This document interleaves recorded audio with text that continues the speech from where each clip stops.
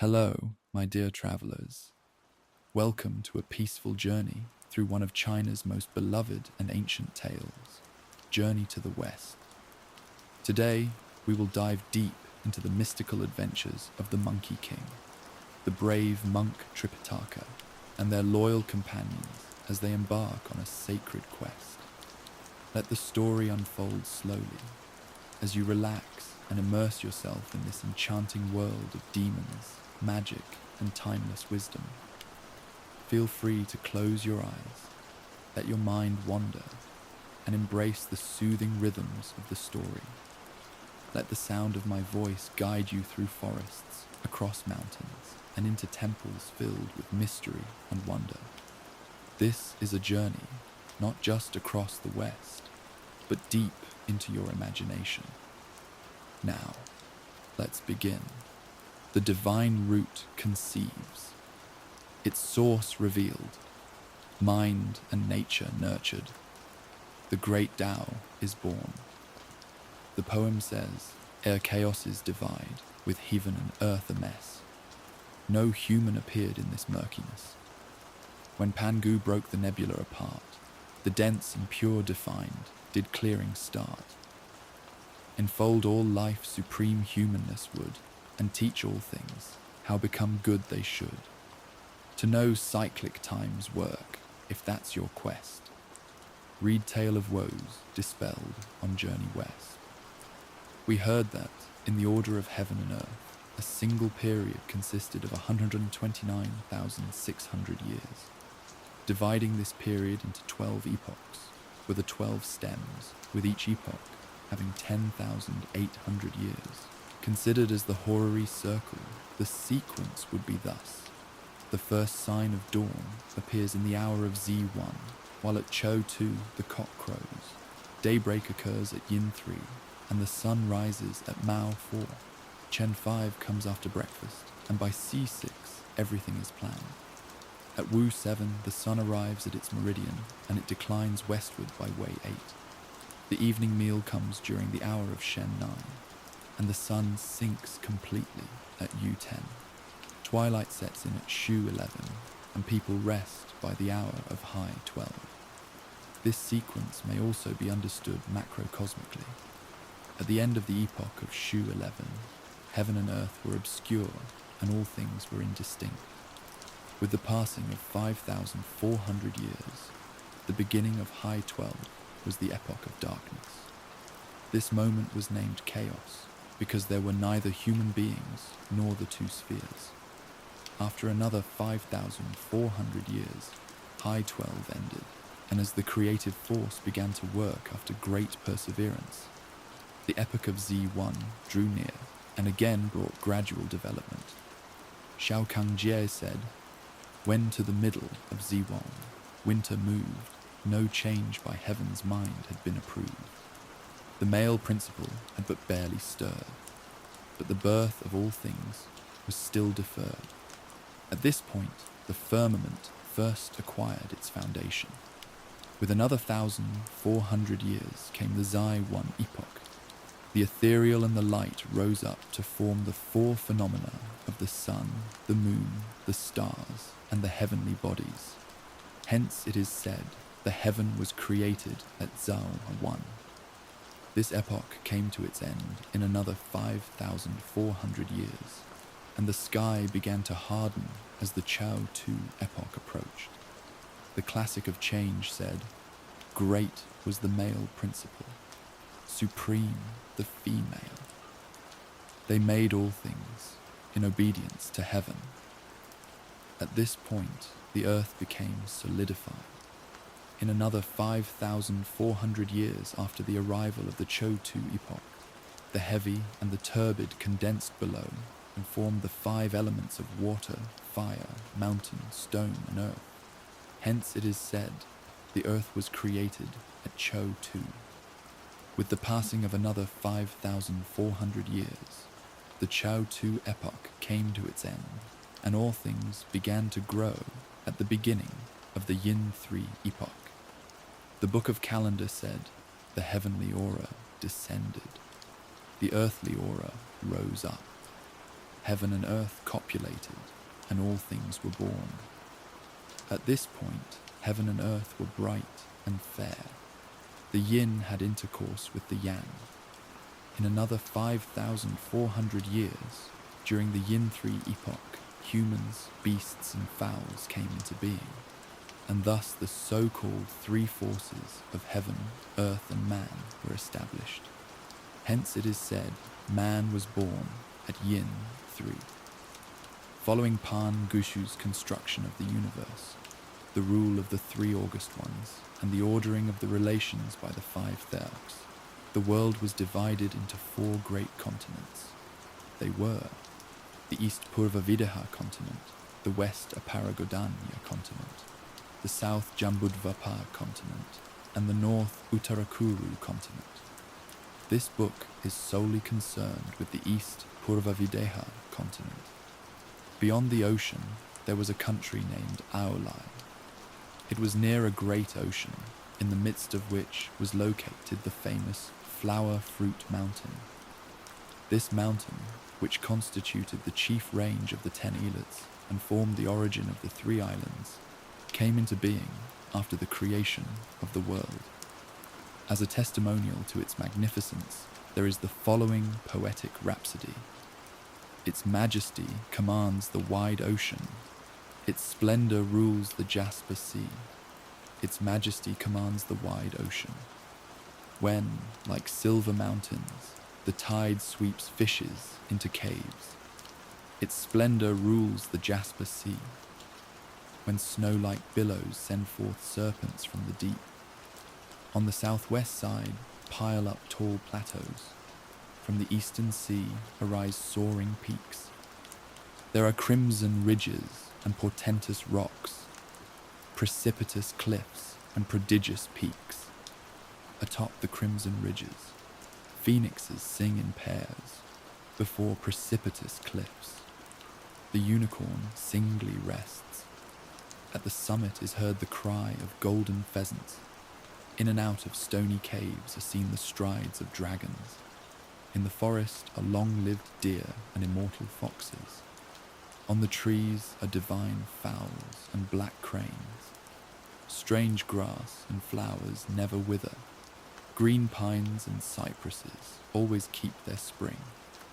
Immortal peaches are ever fruit-bearing. Lofty bamboos often detain the clouds. Within a single gorge, the creeping vines are dense. The grass colour of meadows all around is fresh. This is indeed the pillar of heaven, where 100 rivers meet. The earth's great axis, in 10,000 kalpas unchanged. There was on top of that very mountain an immortal stone which measured 36 feet and 5 inches in height and 24 feet in circumference. The height of 36 feet and 5 inches corresponded to the 365 cyclical degrees, while the circumference of 24 feet corresponded to the 24 solar terms of the calendar. On the stone were also 9 perforations and 8 holes, which corresponded to the palaces of the 9 constellations and the 8 trigrams. Though it lacked the shade of trees on all sides, it was set off by epidendrums on the left and right. Since the creation of the world, it had been nourished for a long period by the seeds of heaven and earth, and by the essences of the sun and the moon, until, quickened by divine inspiration, it became pregnant with a divine embryo. One day it split open, giving birth to a stone egg about the size of a playing ball. Exposed to the wind, it was transformed into a stone monkey, endowed with fully developed features and limbs. Having learned at once to climb and run, this monkey also bowed to the 4 quarters, while 2 beams of golden light flashed from his eyes to reach even the palace of the pole star. The light disturbed the great benevolent sage of heaven, the celestial jade emperor of the most venerable Deva, who, attended by his divine ministers, was sitting in the cloud palace of the golden arches, in the treasure hall of the divine mists. Upon seeing the glimmer of the golden beams, He ordered Thousand Mile Eye and Fair Wind Ear to open the south heaven gate and to look out. At this command, the two captains went out to the gate, and having looked intently and listened clearly, they returned presently to report. Your subjects, obeying your command to locate the beams, discovered that they came from the Flower Fruit Mountain at the border of the small Aolai country, which lies to the east of the East Purvavideha continent. On this mountain is an immortal stone that has given birth to an egg. Exposed to the wind, it has been transformed into a monkey, who, when bowing to the four quarters, has flashed from his eyes those golden beams that reach the palace of the pole star. Now that he is taking some food and drink, the light is about to grow dim. With compassionate mercy, the Jade Emperor declared, "These creatures from the world below are born of the essences of heaven and earth, and they need not surprise us." That monkey in the mountain was able to walk, run, and leap about. He fed on grass and shrubs, drank from the brooks and streams, gathered mountain flowers, and searched out fruits from trees. He made his companions the tiger and the lizard, the wolf and the leopard. He befriended the civet and the deer, and he called the gibbon and the baboon his kin. At night he slept beneath stony ridges, and in the morning he sauntered about the caves and the peaks. Truly, in the mountain there is no passing of time. The cold recedes, but one knows not the year. One very hot morning, he was playing with a group of monkeys under the shade of some pine trees to escape the heat. Look at them, each amusing himself in his own way, by swinging from branches to branches, searching for flowers and fruits. They played 2 games, or 3, with pebbles and with pellets. They circled sandy pits. They built rare pagodas. They chased the dragonflies. They ran down small lizards, bowing low to the sky. They worshipped bodhisattvas. They pulled the creeping vines. They plaited mats with grass. They searched to catch the louse that they bit or skeezed to death. They dressed their furry coats. They scraped their fingernails. Those leaning leaned. Those rubbing rubbed. Those pushing pushed. Those pressing pressed. Those pulling pulled. Those tugging tugged. Beneath the pine forest and free to play, they washed themselves in the green water stream. So, after the monkeys had frolicked for a while, they went to bathe in the mountain stream and saw that its currents bounced and splashed like tumbling melons. As the old saying goes, fowls have their fowl speech and beasts have their beast language. The monkeys said to each other, "We don't know where this water comes from. Since we have nothing to do today, let us follow the stream up to its source to have some fun." With a shriek of joy, they dragged along males and females, calling out to brothers and sisters, and scrambled up the mountain alongside the stream. Reaching its source, they found a great waterfall. What they saw was a column of white rainbows rising, 1,000 yards of snowcaps flying. The sea wind blows but cannot sever. What a river moon lights up forever. Its cold breath divides the green glades. Its branches wet the verdant shades. This torrent named a waterfall seems like a curtain hanging tall. All the monkeys clap their hands in acclaim. Marvelous water, marvelous water. So this waterfall is distantly connected with the stream at the base of the mountain and flows directly out, even to the great ocean. They said also, if any of us had the ability to penetrate the curtain and find out where the water comes from without hurting himself, we would honor him as king. They gave the call 3 times, when suddenly the stone monkey leaped out from the crowd. He answered the challenge with a loud voice, "I'll go in, I'll go in." What a monkey.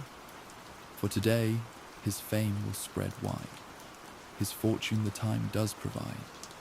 He's fated to live in this place, sent by a king to God's palace, look at him.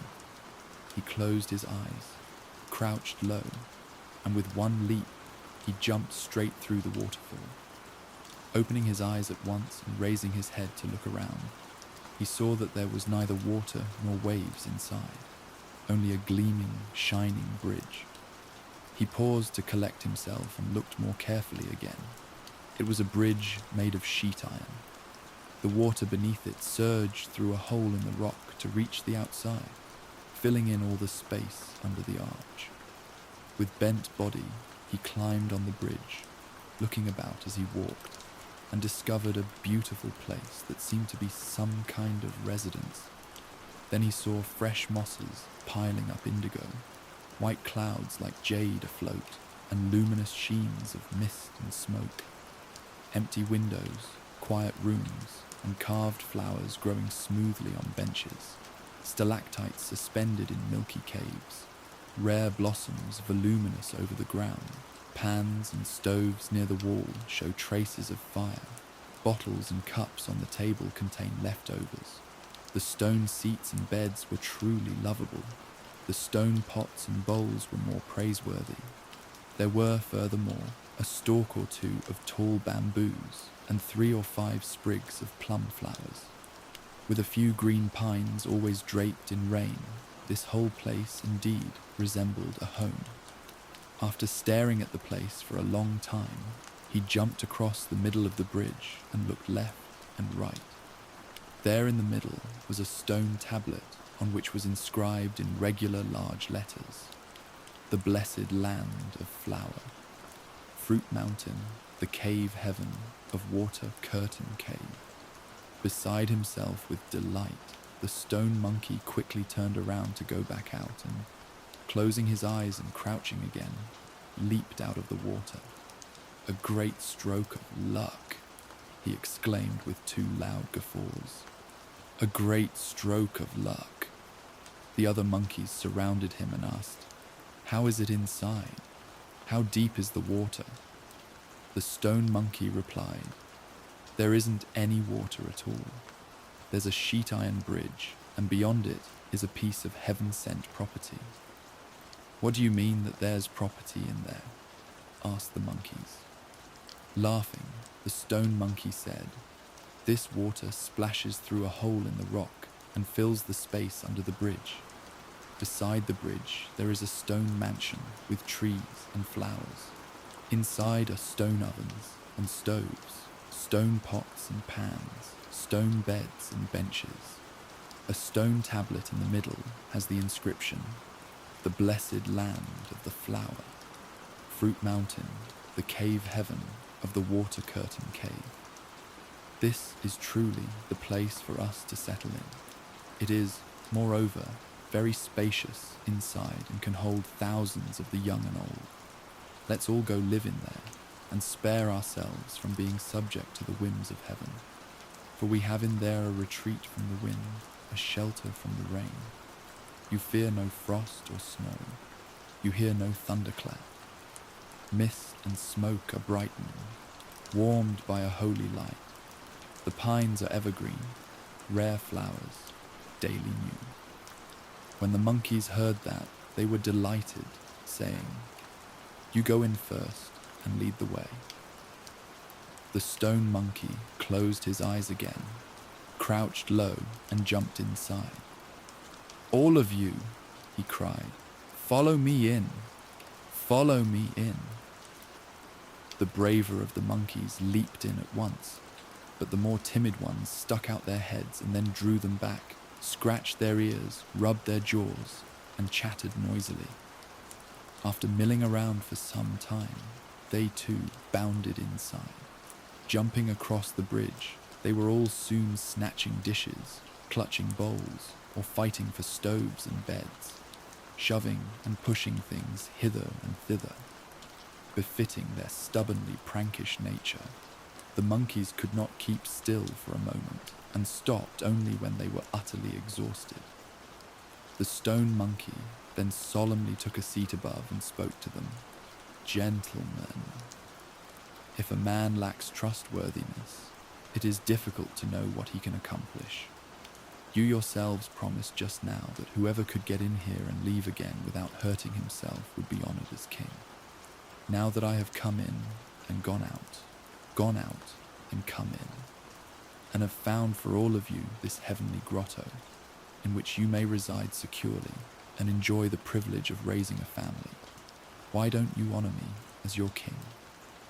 When the monkeys heard this, they all folded their hands on their breasts and obediently prostrated themselves. Each one of them then lined up according to rank and age, and bowing reverently, they intoned, "Long live our great king." From that moment, the stone monkey ascended the throne of kingship. He did away with the word stone in his name and assumed the title Handsome Monkey King. There is a testimonial poem that says, "Triple spring, mated to beget all things. A divine stone, quickened by the sun and moon, changed from egg to ape to reach the great way. Lone name and surname matched elixir made. Formless inside, he yields no image known. His outward guise coheres in action shown. In every age, all persons will yield to him.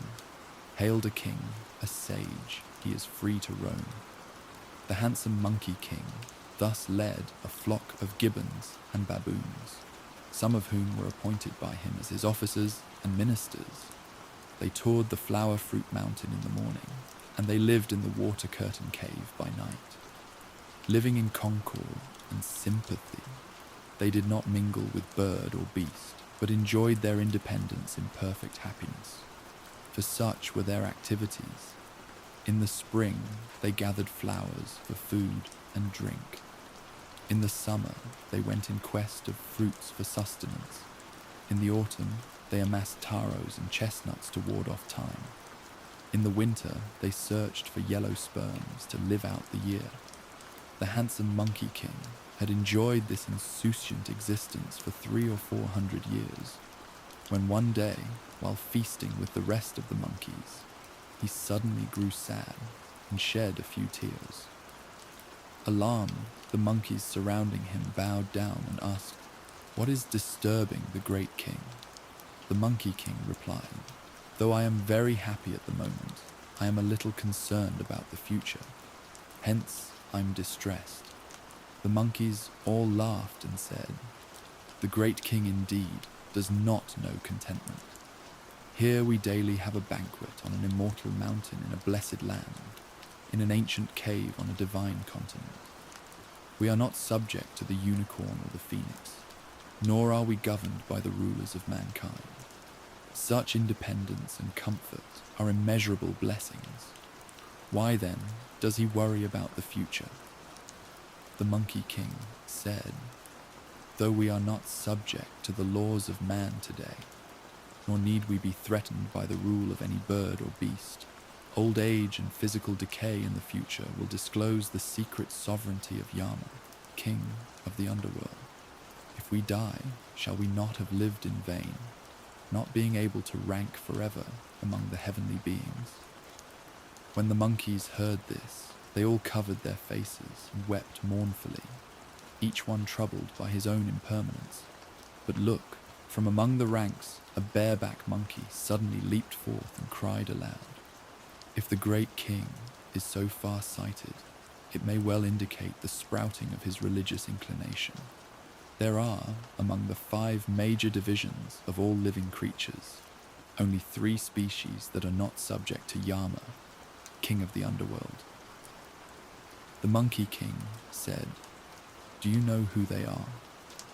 The monkey said, "They are the Buddhas, the immortals, and the holy sages. These 3 alone can avoid the wheel of transmigration, as well as the process of birth and destruction, and live as long as heaven and earth, the mountains and the streams." "Where do they live?" asked the Monkey King.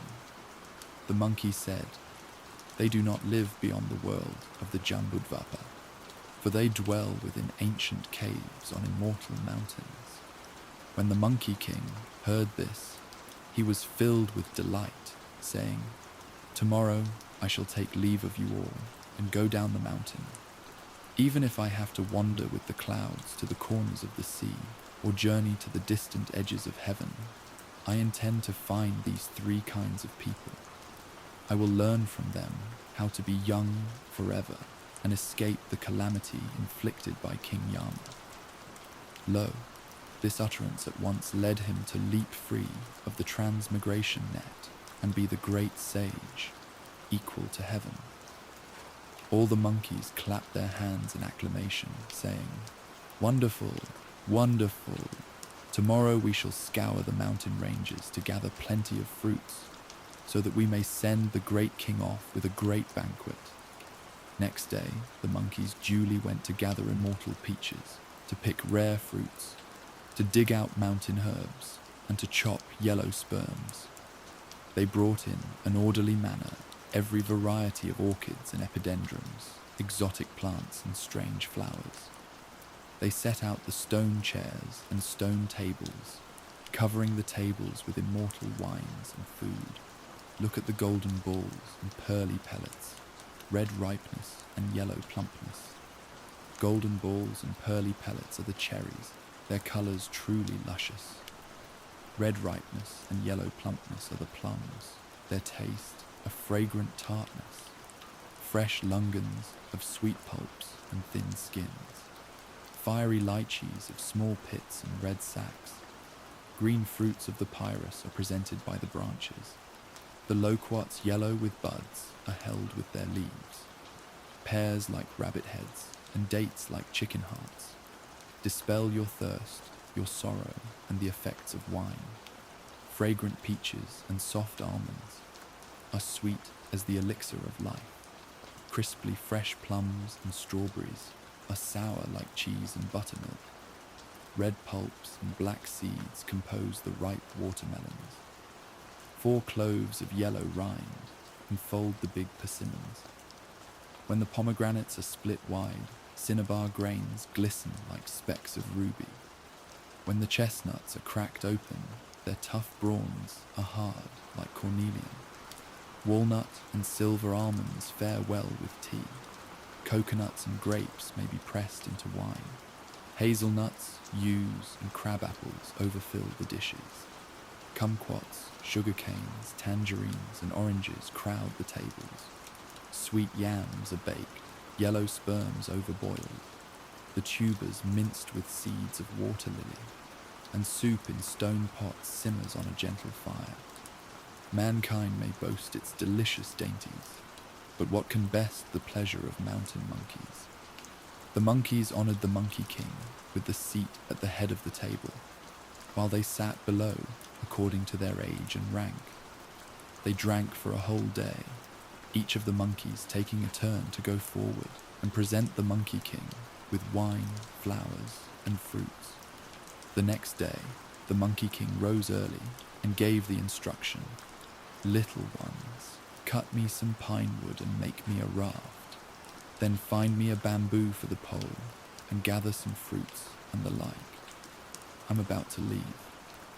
When all was ready, he got onto the raft by himself. Pushing off with all his might, he drifted out toward the great ocean and, taking advantage of the wind, set sail for the border of South Jambudvapa continent. Here is the consequence of this journey. The heaven-born monkey, strong in magic might, he left the mount and rode the raft to catch fair wind. He drifted across the sea to seek immortals' way, determined in heart and mind to achieve great things. It's his lot, his portion, to quit earthly zeals. Calm and carefree, he'll face a lofty sage. He'd meet, I think, a true, discerning friend. The source disclosed, all Dharma will be known.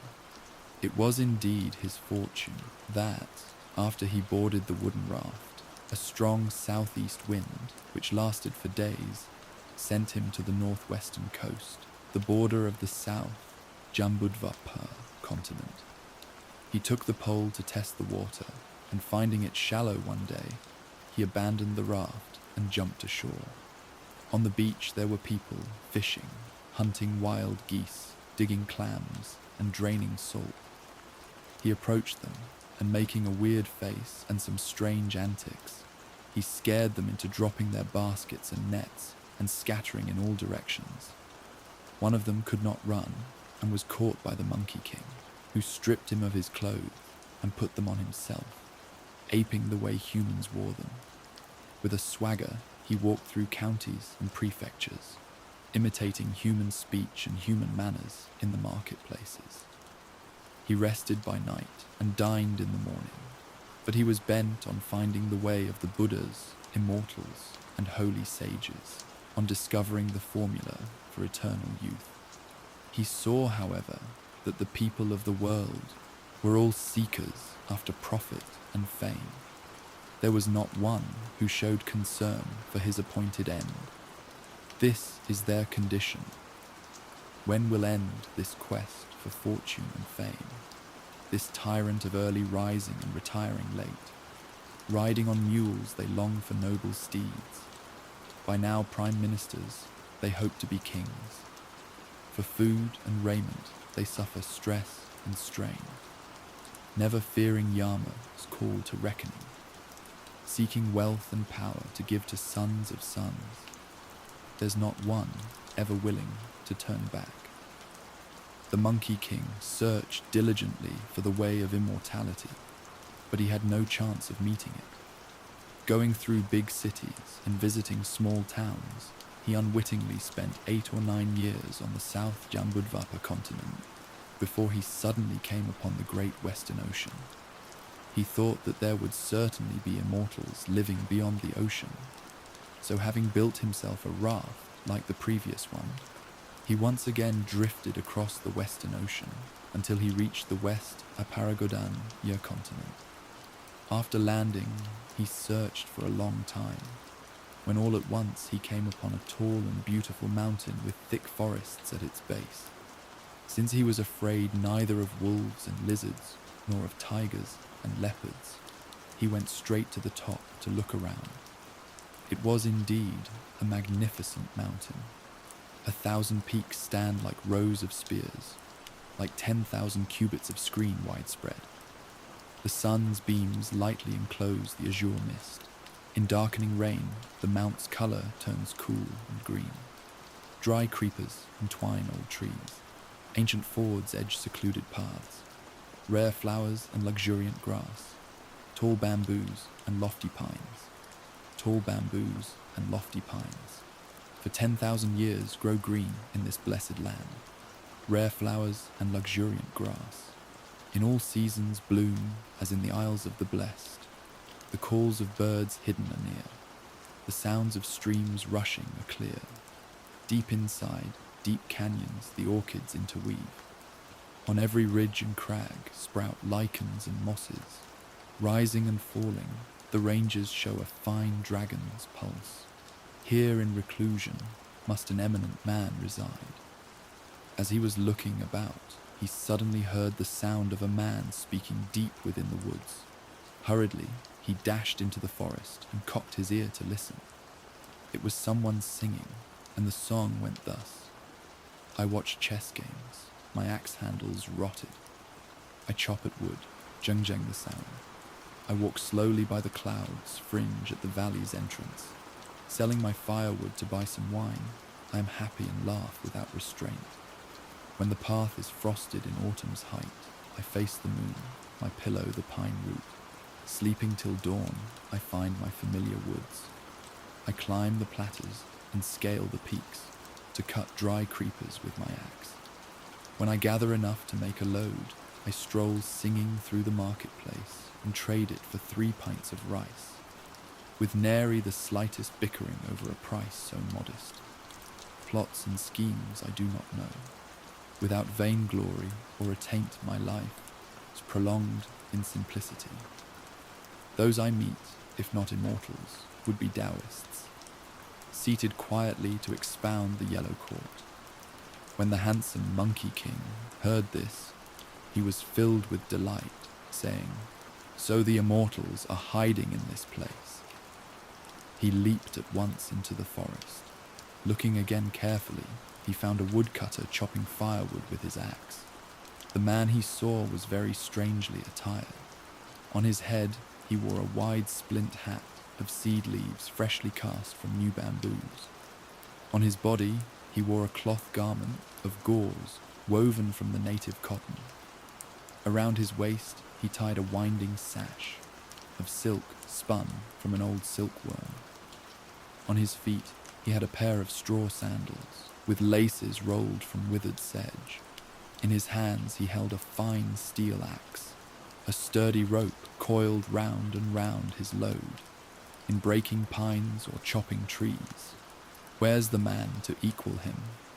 The Monkey King drew near and called out, "Reverend Immortal, your disciple raises his hands." The woodcutter was so flustered that he dropped his axe as he turned to return the salutation. "Blasphemy, blasphemy," he said. "I, a foolish fellow, with hardly enough clothes or food, how can I bear the title of immortal?" The Monkey King said, "If you are not an immortal, how is it that you speak his language?" The woodcutter asked, "What did I say that sounded like the language of an immortal?" The Monkey King explained, "When I came just now to the forest's edge, Yellow Court. The Yellow Court contains the perfected words of the way and virtue. What can you be but an immortal?"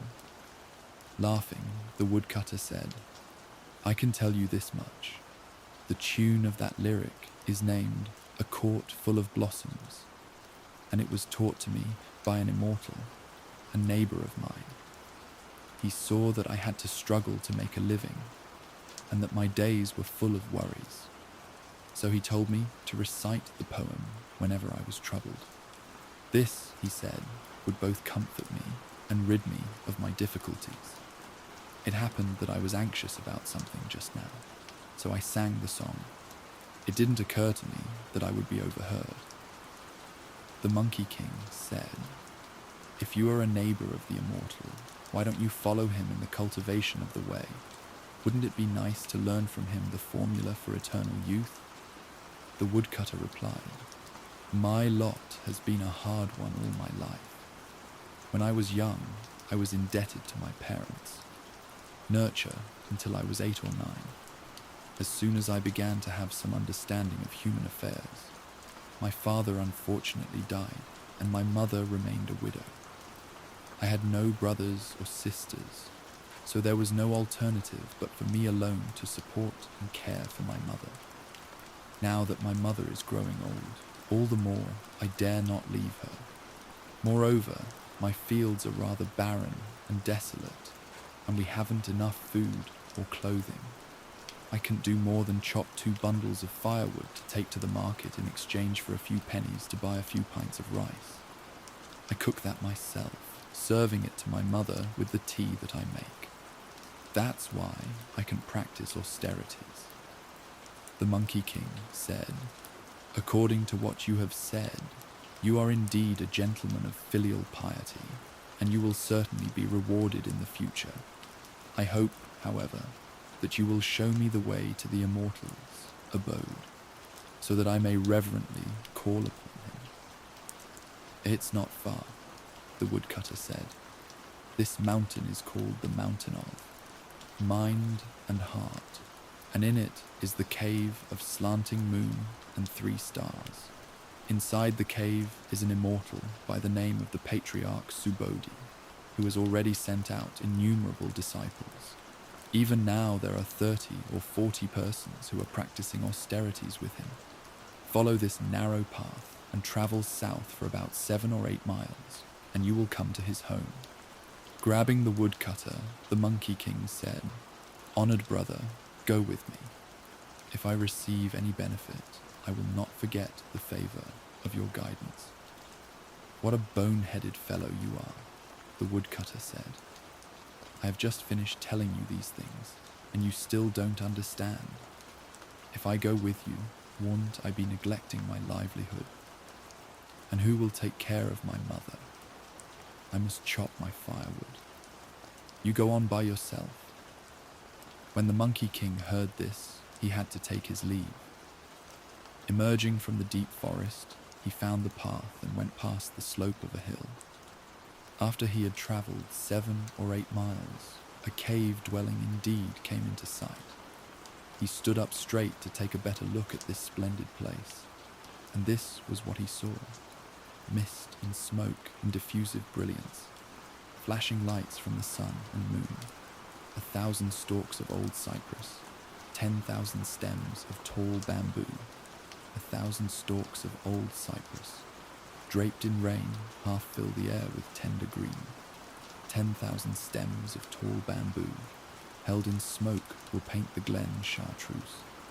Strange flowers spread brocades before the door. Jade-like grass emits fragrance beside the bridge. On ridges protruding grow moist green lichens.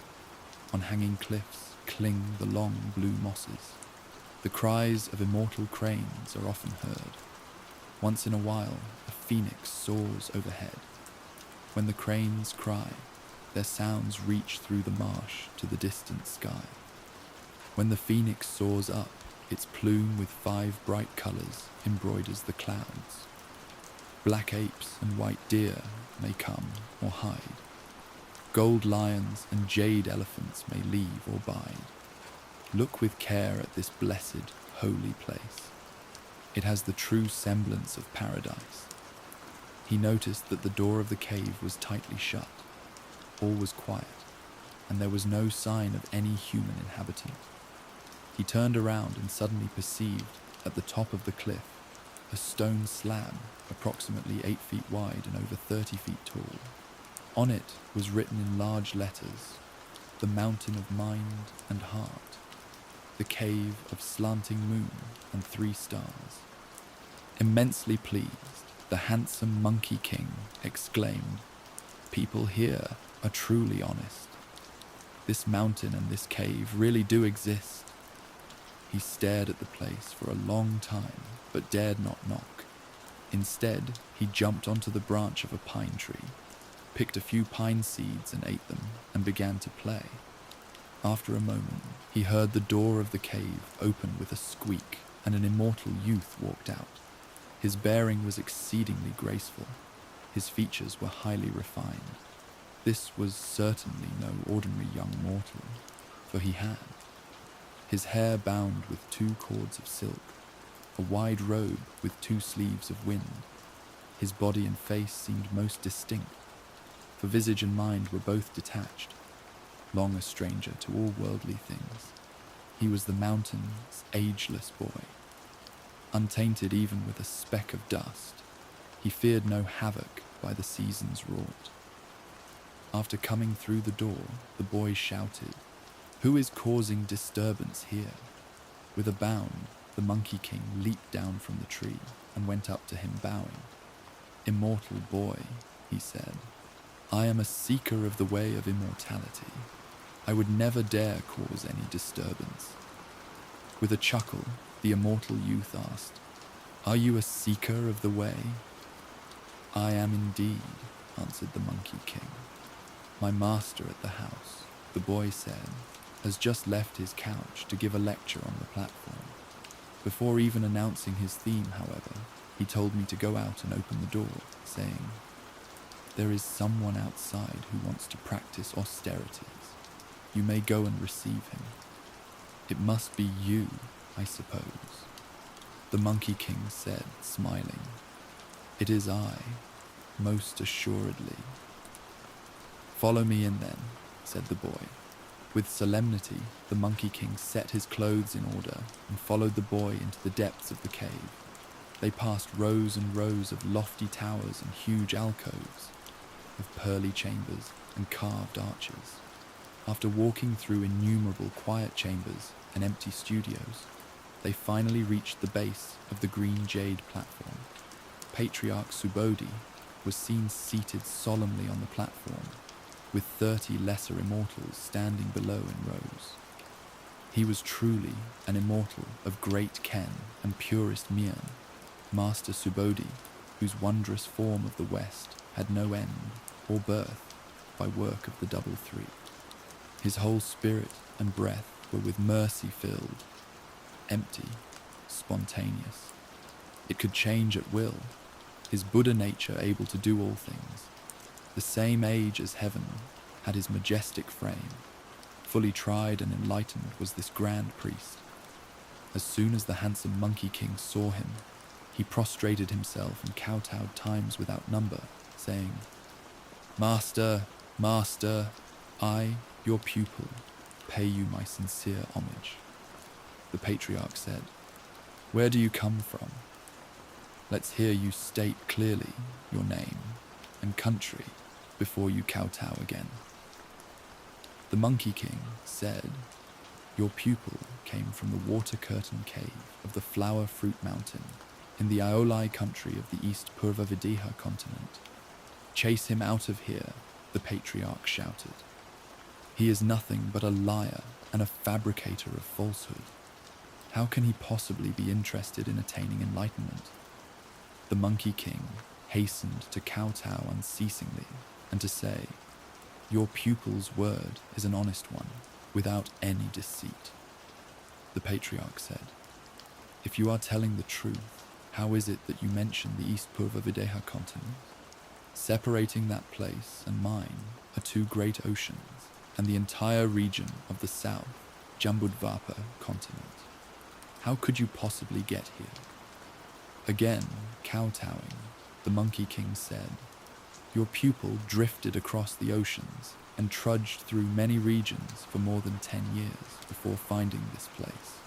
The patriarch said, "If you have come on a long journey in many stages, I'll let that pass. What is your surname, Xing?" The Monkey King again replied, "I have no temper. If a man rebukes me, I am not offended. If he hits me, I am not angered. In fact, I simply repay him with a ceremonial greeting, and that's all. My whole life is without ill temper."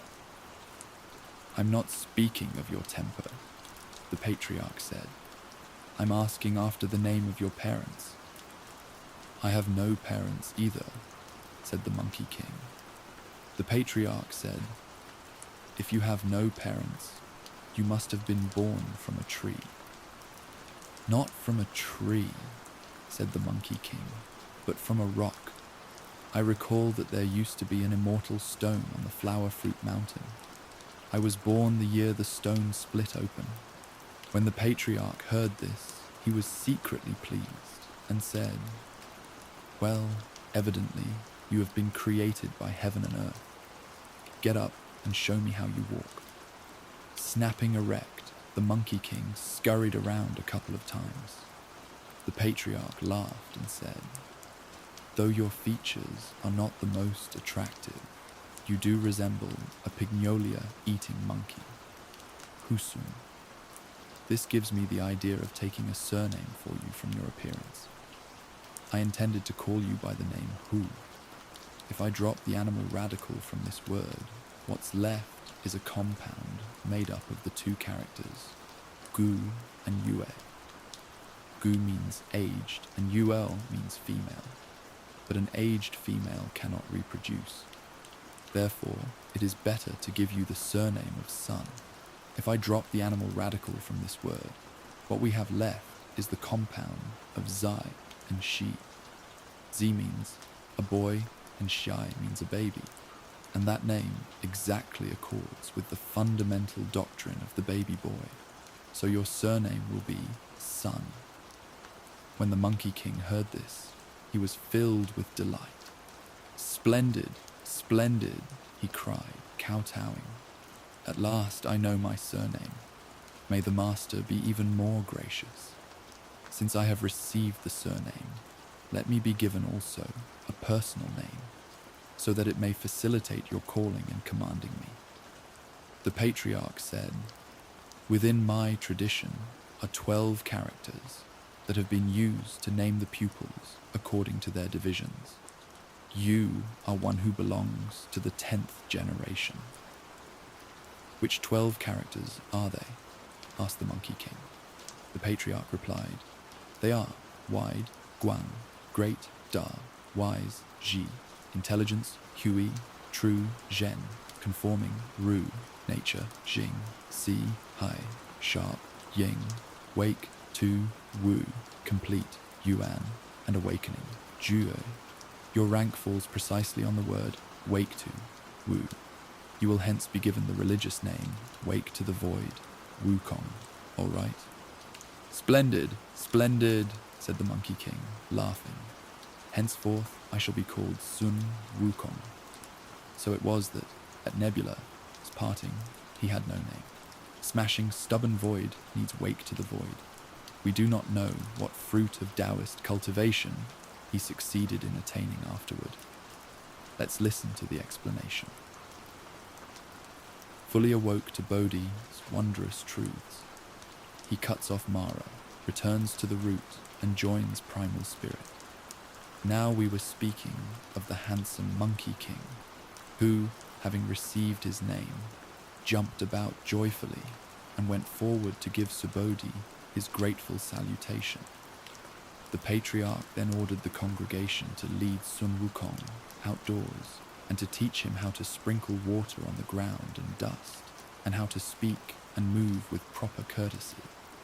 The company of immortals obediently went outside with Wukong, who then bowed to his fellow students. They prepared thereafter a place in the corridor where he might sleep. Next morning, he began to learn from his schoolmates the arts of language and etiquette. He discussed with them the scriptures and the doctrines. He practiced calligraphy and burned incense. Such was his daily routine. In more leisurely moments, he would be sweeping the grounds or hoeing the garden, planting flowers or pruning trees, gathering firewood or lighting fires, fetching water or carrying drinks. He did not lack for whatever he needed, and thus he lived in the cave, without realizing that 6 or 7 years had slipped by. One day, the patriarch ascended the platform and took his high seat. Calling together all the immortals, he began to lecture on a great doctrine. He spoke, with words so florid and eloquent that gold lotus sprang up from the ground. The doctrine of 3 vehicles he subtly rehearsed, including even the laws. Minutest tittle. The yak's tail waved slowly and spouted elegance. His thunderous voice moved ear and the 9th heaven. For a while he lectured on Tao. For a while he spoke on Chan. To harmonize the 3 parties is a natural thing. One word, as elucidation, filled with truth, points to the birthless showing nature's mystery. Wukong, who was standing there and listening, was so pleased with the talk that he scratched his ear and rubbed his jaw. Grinning from ear to ear, he could not refrain from dancing on all 4s. Suddenly, the patriarch saw this and called out to him, "Why are you madly jumping and dancing in the ranks and not listening to my lecture?" Wukong said, "Your pupil was devoutly listening to the lecture. But when I heard such wonderful things from my reverend master, I couldn't contain myself for joy, and started to leap and prance about quite unconsciously. May the master forgive my sins." "Let me ask you," said the patriarch, "if you comprehend these wonderful things, do you know how long you have been in this cave?" Wukong said, "Your pupil is basically feeble-minded and does not know the number of seasons.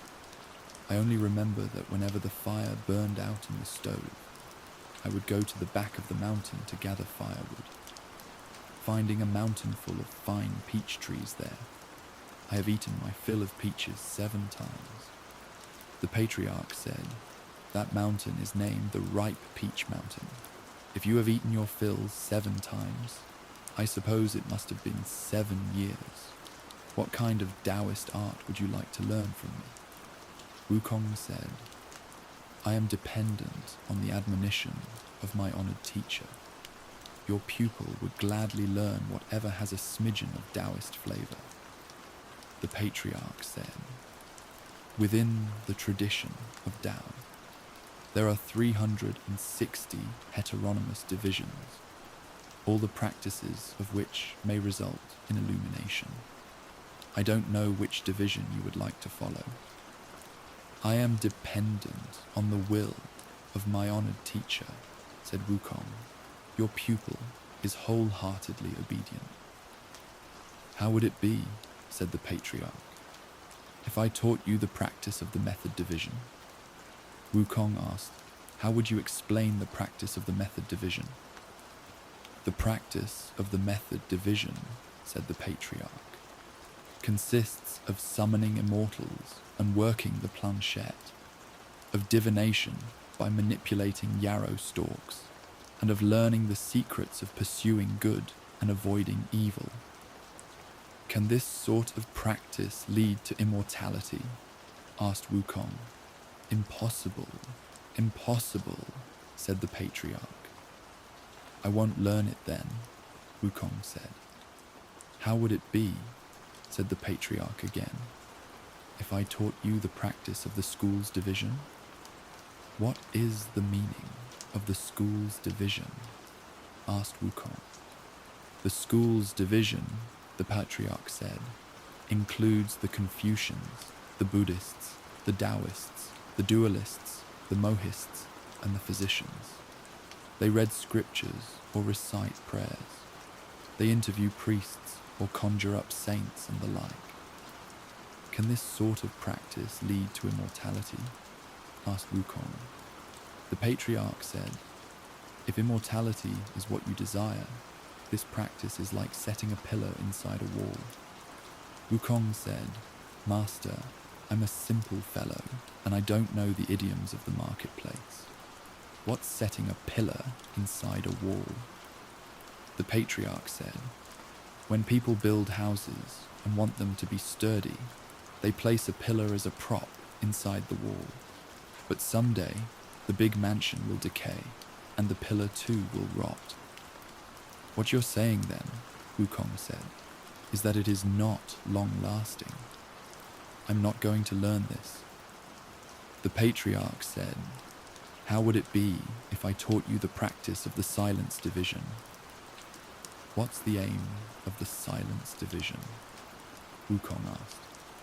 To cultivate fasting and abstinence, said the patriarch, quiescence and inactivity, meditation and the art of cross-legged sitting, restraint of language and a vegetarian diet. There are also the practices of yoga, exercises standing or prostrate, entrance into complete stillness, contemplation in solitary confinement, and the like. Can these activities, asked Wukong, bring about immortality?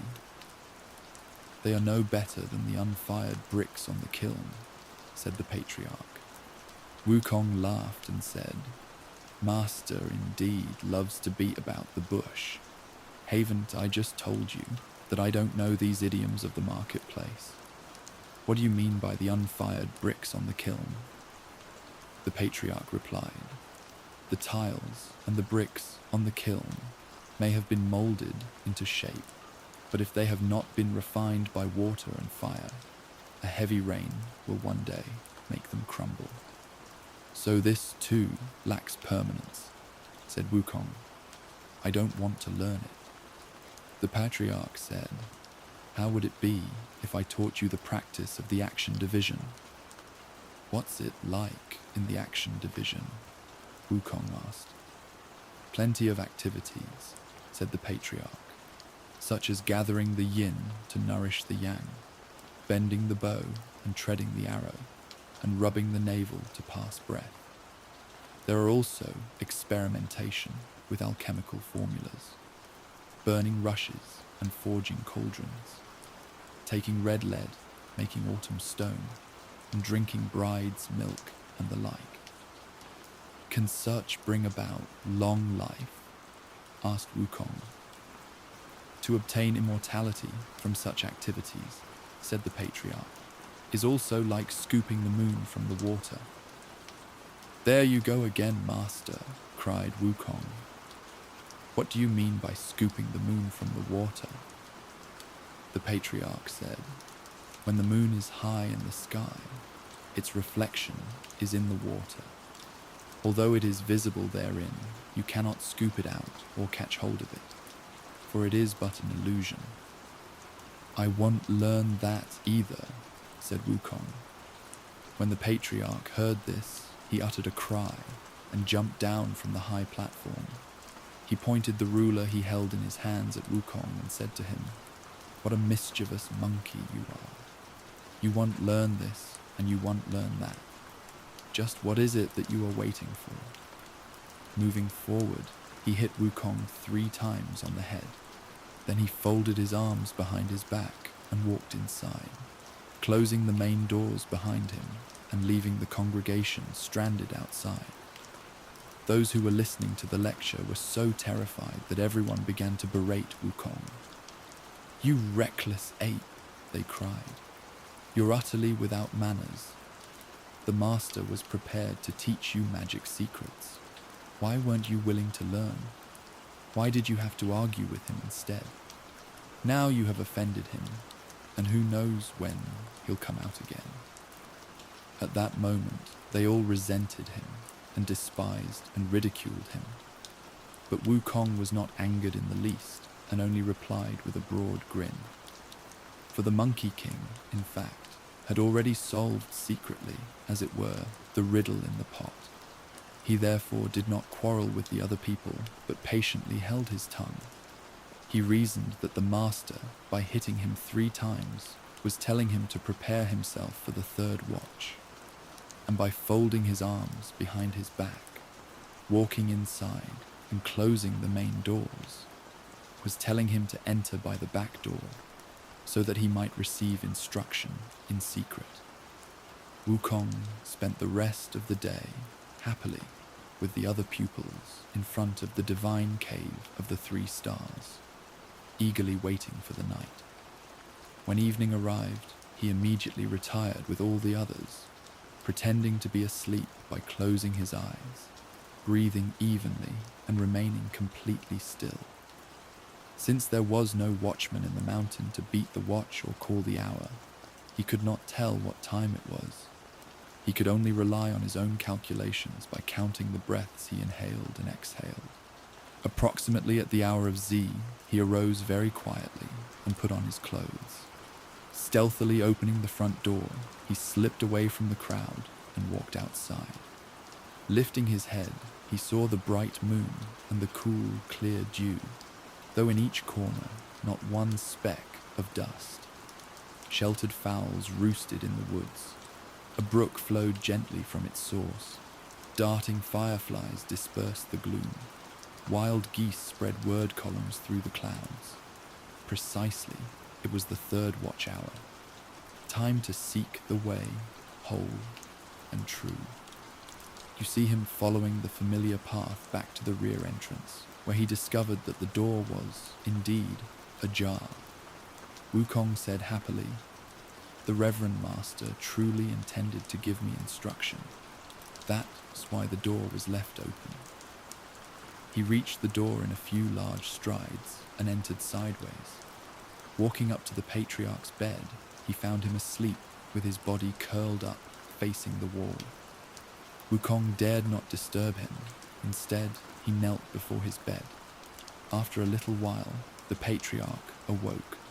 Stretching his legs, he recited to himself, "Hard, hard, hard. The way is most obscure. Deem not the gold elixir a common thing. Without a perfect man as transmitting a subtle rune, you'd have vain words, worn mouth, and tongue waxed dry." "Master," Wukong responded at once, "your pupil has been kneeling here and waiting on you for a long time." When the patriarch heard Wukong's voice, he rose and put on his clothes. "You mischievous monkey," he exclaimed, sitting down cross-legged. "Why aren't you sleeping in front? What are you doing back here at my place?" Wukong replied, "Before the platform and the congregation yesterday, the master gave the order that your pupil, at the hour of the 3rd watch, should come here through the rear entrance in order that he might be instructed. I was therefore bold enough to come directly to the master's bed." When the patriarch heard this, he was terribly pleased, thinking to himself, "This fellow is indeed an offspring of heaven and earth. If not, How could he solve so readily the riddle in my pot? There is no third party here save your pupil, Wukong said. May the master be exceedingly merciful and impart to me the way of long life. I shall never forget this gracious favor. Since you have solved the riddle in the pot, said the patriarch, it is an indication that you are destined to learn, and I am glad to teach you. Come closer and listen carefully. I will impart to you the wondrous way of long life. Wukong kowtowed to express his gratitude, washed his ears, and listened most attentively, kneeling before the bed. The patriarch said, "This bold, secret saying that's wondrous and true. Spare, nurse nature, and life. There's nothing else. All power resides in the semen, breath, and spirit. Store these securely, lest there be a leak. Lest there be a leak. Keep within the body. Heed my teaching, and the way itself will thrive. Hold fast oral formulas so useful and keen to purge concupiscence, to reach pure cool, to pure cool where the light is bright. You'll face the elixir platform, enjoying the moon. The moon holds the jade rabbit, the sun, the crow. The tortoise and snake are now tightly entwined. Tightly entwined, nature and life are strong. You can plant gold lotus, Xian, in the midst of flames. Squeeze the 5 phases jointly, use them back and forth. When that's done, be a Buddha or immortal at will. At that moment, the very origin was disclosed to Wukong, whose mind became spiritualized as blessedness came to him. He carefully committed to memory all the oral formulas. After kowtowing to thank the patriarch, he left by the rear entrance. As he went out, he saw that the eastern sky began to pale with light, but golden beams shone on the westward way. Following the same path, he returned to the front door, pushed it open quietly, and went inside. He sat up in his sleeping place and purposely rustled the bed and the covers, crying, "It's light! It's light! Get up!" All the other people were still sleeping and did not know that Wukong had received a good thing. He played the fool that day after getting up, but he persisted in what he had learned secretly by doing breathing exercises before the hour of Z and after the hour of Wu. 3 years went by swiftly, and the patriarch again mounted his throne to lecture to the multitude. He discussed the scholastic deliberations and parables, and he discoursed on the integument of external conduct. Suddenly, he asked, "Where's Wukong?"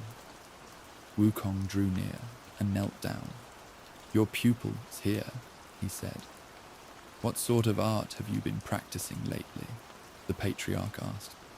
"Recently," Wukong said, "your pupil has begun to apprehend the nature of all things, and my foundational knowledge has become firmly established. If you have penetrated to the Dharma, nature, to apprehend the origin," said the patriarch, "you have, in fact, entered into the divine substance. You need, however, to guard against the danger of 3 calamities." When Wukong heard this, he thought for a long time and said, "The words of the master must be erroneous. I have frequently heard that when one is learned in the way and excels in virtue, he will enjoy the same age as heaven. Fire and water cannot harm him, and every kind of disease will vanish. How can there be this danger of 3 calamities? What you have learned," said the patriarch, "is no ordinary magic. You have stolen the creative powers of heaven and earth and invaded the dark mysteries of the sun and moon. Your success in perfecting the elixir is something that the gods and the demons cannot countenance. Though your appearance will be preserved and your age lengthened, after 500 years, heaven will send down the calamity of thunder to strike you. Hence you must be intelligent and wise enough to avoid it ahead of time. If you can escape it, your age will indeed equal that of heaven. If not, your life will thus be finished. After another 500 years, heaven will send down the calamity of fire to burn you. That fire is neither natural nor common fire. Its name is the fire of Yin, and it arises from within the soles of your feet to reach even the cavity of your heart, reducing your entrails to ashes and your limbs to utter ruin. The arduous labor of a millennium will then have been made completely superfluous. After another 500 years, the calamity of wind will be sent to blow at you. It is not the wind from the north, south, east, or west, nor is it one of the winds of 4 seasons, nor is it the wind of flowers, willows, pines, and bamboos.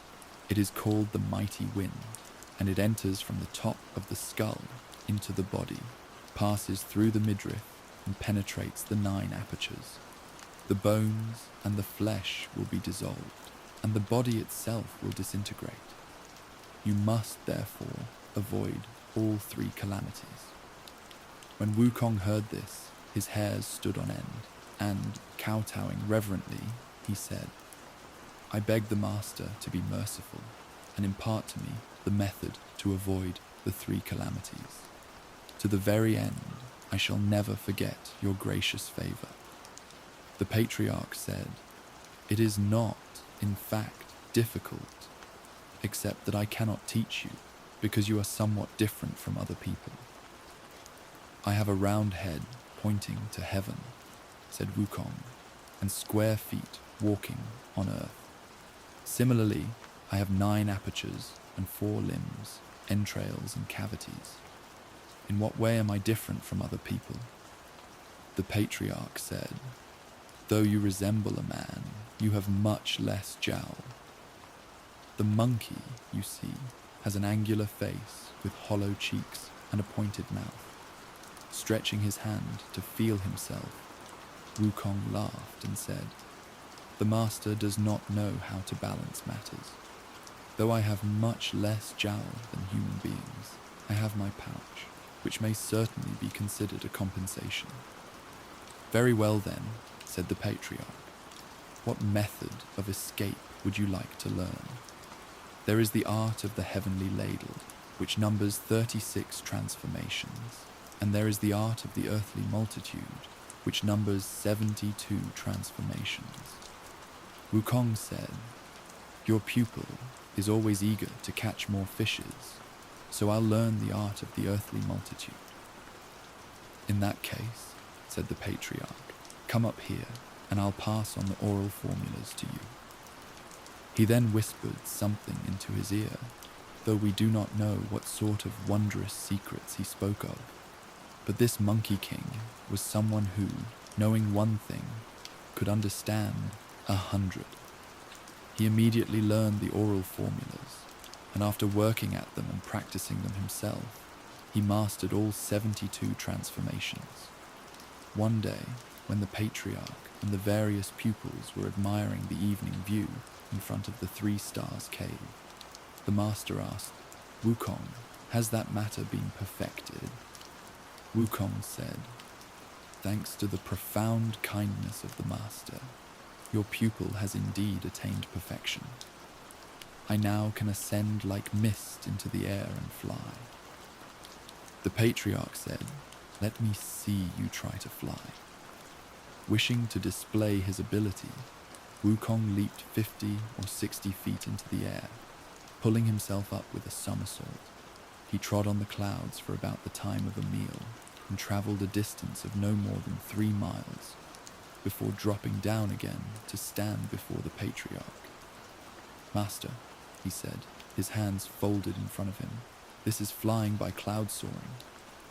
Laughing, the patriarch said, "This can't be called cloud soaring. It's more like cloud crawling. The old saying goes, the immortal tours the North Sea in the morning and reaches Kangwu by night. If it takes you half a day to go less than 3 miles, it can even be considered cloud crawling."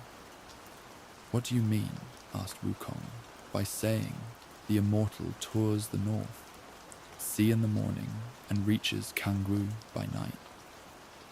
The patriarch said, Those who are capable of cloud soaring may start from the North Sea in the morning, journey through the East Sea, the West Sea, the South Sea, and return again to Kangwu. Kangwu refers to Lingling in the North Sea.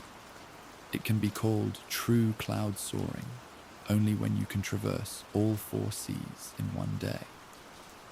That's truly difficult, said Wukong. Truly difficult. Nothing in the world is difficult, said the patriarch. Only the mind makes it so. When Wukong heard these words, he kowtowed reverently and implored the patriarch. Master, if you do perform a service for someone, you must do it thoroughly. May you be most merciful and impart to me also this technique of cloud soaring. I would never dare forget your gracious favor. The patriarch said, when the various immortals want to soar on the clouds, they all rise by stamping their feet, but you not like them. When I saw you leave just now, you had to pull yourself up by jumping. What I'll do now is to teach you the cloud somersault in accordance with your form. Wukong again prostrated himself and pleaded with him, and the patriarch gave him an oral formula, saying, make the magic sign, recite the spell, clench your fist tightly, shake your body, and when you jump up, one somersault will carry you 108,000 miles. When the other people heard this, they all giggled and said, lucky Wukong. If he learns this little trick, he can become a dispatcher for someone to deliver documents or carry circulars. He'll be able to make a living anywhere. The sky now began to darken, and the master went back to the cave dwelling with his pupils. Throughout the night, however, Wukong practiced ardently and mastered the technique of cloud somersault. From then on, he had complete freedom, blissfully enjoying his state of long life. One day, early in the summer, the disciples were gathered under the pine trees for fellowship and discussion. They said to him, Wukong, what sort of merit did you accumulate in another incarnation that led the master to whisper in your ear the other day the method of avoiding the 3 calamities? Have you learned everything? I won't conceal this from my various elder brothers, Wukong said, laughing. Owing to the master's instruction in the first place, and my diligence day and night in the second, I have fully mastered the several matters. Let's take advantage of the moment, one of the pupils said. You try to put on a performance, and we'll watch. When Wukong heard this, his spirit was aroused, and he was most eager to display his powers.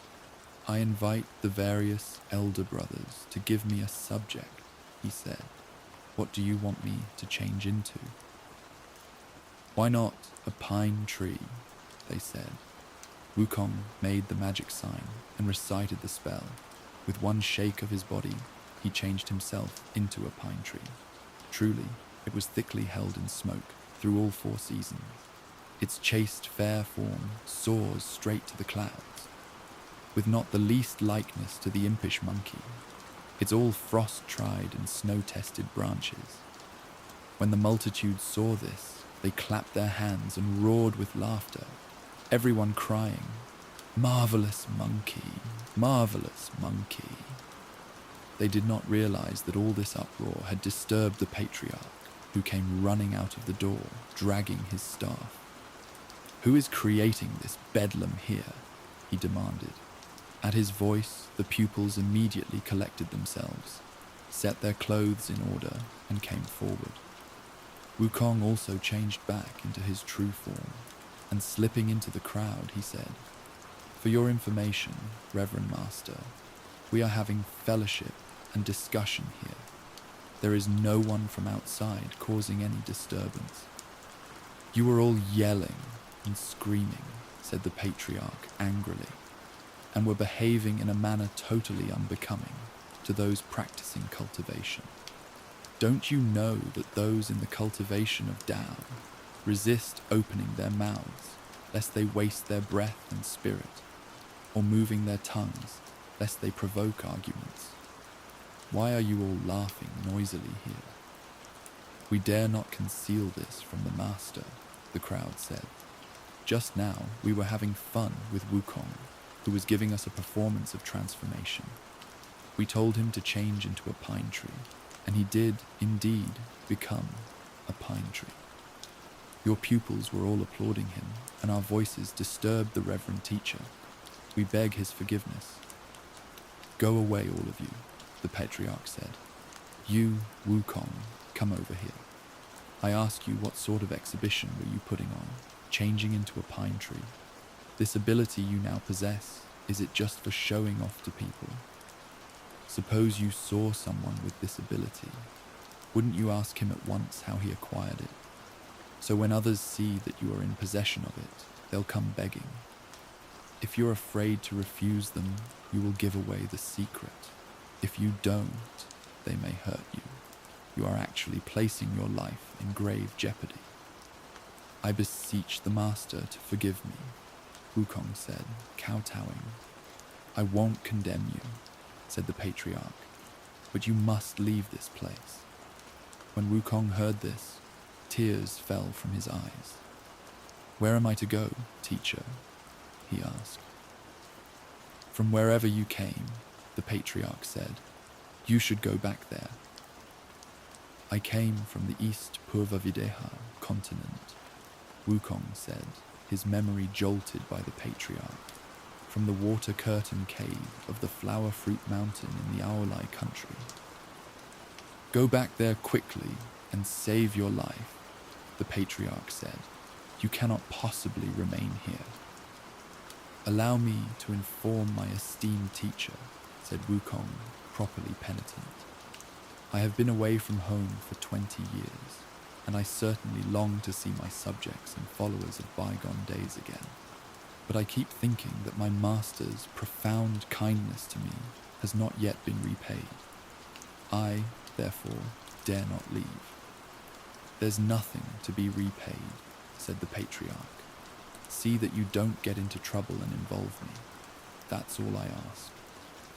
Seeing that there was no other alternative, Wukong had to bow to the patriarch and take leave of the congregation. Once you leave, the patriarch said, you're bound to end up evildoing. I don't care what kind of villainy and violence you engage in, but I forbid you ever to mention that you are my disciple. For if you but utter half the word, I'll know about it. You can be assured, wretched monkey, that you'll be skinned alive. I will break all your bones and banish your soul to the place of ninefold darkness, from which you will not be released even after 10,000 afflictions. I will never dare mention my master, said Wukong. I'll say that I've learned this all by myself. Having thanked the patriarch, Wukong turned away, made the magic sign, pulled himself up, and performed the cloud somersault. He headed straight toward the East Purva-Videha, and in less than an hour, he could already see the flower fruit mountain and the water curtain cave. Rejoicing secretly, the handsome Monkey King said to himself, I left weighed down by bones of mortal stock. The Tao attained makes light both body and frame. 'Tis this world's pity that none firmly resolves to learn such mystery that by itself is plain. 'Twas hard to cross the seas in former time. Returning this day, I travel with ease. Words of farewell still echo in my ears. I knew I hoped to see so soon the eastern depths. Wukong lowered the direction of his cloud and landed squarely on the flower fruit mountain. He was trying to find his way when he heard the call of cranes and the cry of monkeys. The call of cranes reverberated in the heavens, and the cry of monkeys moved his spirit with sadness. Little ones, he called out, I have returned. From the crannies of the cliff, from the flowers and bushes, and from the woods and trees. Monkeys great and small leaped out by the tens of thousands and surrounded the handsome Monkey King. They all kowtowed and cried, Great King! What laxity of mind! Why did you go away for such a long time and leave us here longing for your return like someone hungering and thirsting? Recently, we have been brutally abused by a monster who wanted to rob us of our water curtain cave. Out of sheer desperation, we fought hard with him. And yet all this time, that fellow has plundered many of our possessions, kidnapped a number of our young ones, and given us many restless days and nights watching over our property. How fortunate that our great king has returned. If the great king had stayed away another year or so, we and the entire mountain cave would have belonged to someone else. Hearing this, Wukong was filled with anger. What sort of a monster is this, he cried, that behaves in such a lawless manner? Tell me in detail and I will find him to exact vengeance. Be informed, great king, the monkeys said, kowtowing, that the fellow calls himself the monstrous king of havoc, and he lives north of here. Wukong asked, from here to his place, how great is the distance? The monkeys replied, he comes like the cloud and leaves like the mist, like the wind and the rain, like lightning and thunder. We don't know how great the distance is. In that case, said Wukong, go and play for a while and don't be afraid. Let me go and find him. Dear Monkey King. He leapt up with a bound and somersaulted all the way northward until he saw a tall and rugged mountain. What a mountain! Its pen-like peak stands erect. Its winding streams flow unfathomed and deep. Its pen-like peak, standing erect, cuts through the air. Its winding streams, unfathomed and deep, reach diverse sights on earth. On two ridges, flowers rival trees in exotic charm. At various spots, pines match bamboos in green. The dragon on the left seems docile and tame. The tiger on the right seems gentle and meek. Iron oxen. On occasion are seen ploughing. Gold coin flowers are frequently planted. Rare fowls make melodious songs. The phoenix stands facing the sun. Rocks worn smooth and shiny, by water placid and bright, appear by turns grotesque, bizarre and fierce. In countless numbers are the world's famous mountains, where flowers bloom and wither, they flourish and die. What place resembles this long-lasting scene, wholly untouched by the 4 seasons and 8 epochs? This is, in the 3 regions, the Mount of Northern Spring, the water belly cave nourished by the 5 phases. The handsome Monkey King was silently viewing the scenery when he heard someone speaking. He went down the mountain to find who it was, and he discovered the water belly cave at the foot of a steep cliff. Several imps who were dancing in front of the cave saw Wukong and began to run away. Stop, cried Wukong.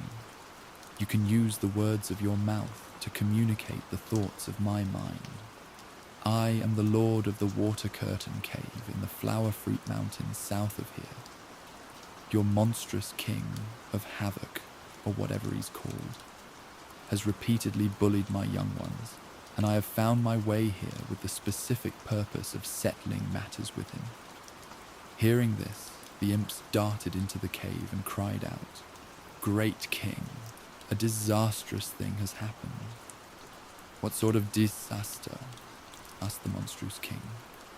Outside the cave, said the imps, there is a monkey who calls himself the Lord of the water curtain cave in the flower fruit mountain. He says that you have repeatedly bullied his young ones and that he has come to settle matters with you.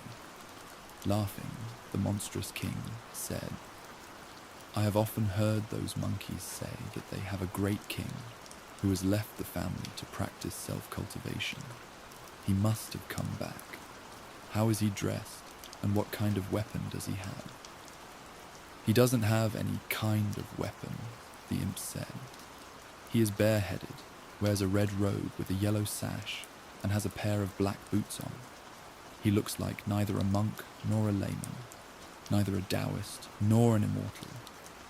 He is out there making demands with naked hands and empty fists. When the monstrous king heard this, he ordered, "Get me my armor and my weapon." These were immediately brought out by the imps, and the monstrous king put on his breastplate and helmet, grasped his scimitar, and walked out of the cave with his followers. "Who is the lord of the water curtain cave?" he cried with a loud voice. Quickly, opening wide his eyes to take a look, Wukong saw that the monstrous king wore on his head a black gold helmet which gleamed in the sun, and on his body a dark silk robe which swayed in the wind. Lower he had on a black iron vest tied tightly with leather straps. His feet were shod in finely carved boots, grand as those of warriors great, 10 spans, the width of his waist, 30 feet, the height of his frame. He held in his hands a sword. Its blade was fine and bright. His name, the Monster of Havoc, of most fearsome form and look. "You have such big eyes, reckless monster, but you can't even see Old Monkey," the Monkey King shouted. When the monstrous king saw him, he laughed and said, "You're not 4 feet tall, nor are you 30 years old. You don't even have weapons in your hands. How dare you be so insolent, looking for me to settle accounts?" "You reckless monster," cried Wukong. "You are blind indeed. You think I'm small, not knowing that it's hardly difficult for me to become taller. You think I'm without weapon, but my 2 hands can drag the moon down from the edge of heaven. Don't be afraid. Just have a taste of Old Monkey's fist."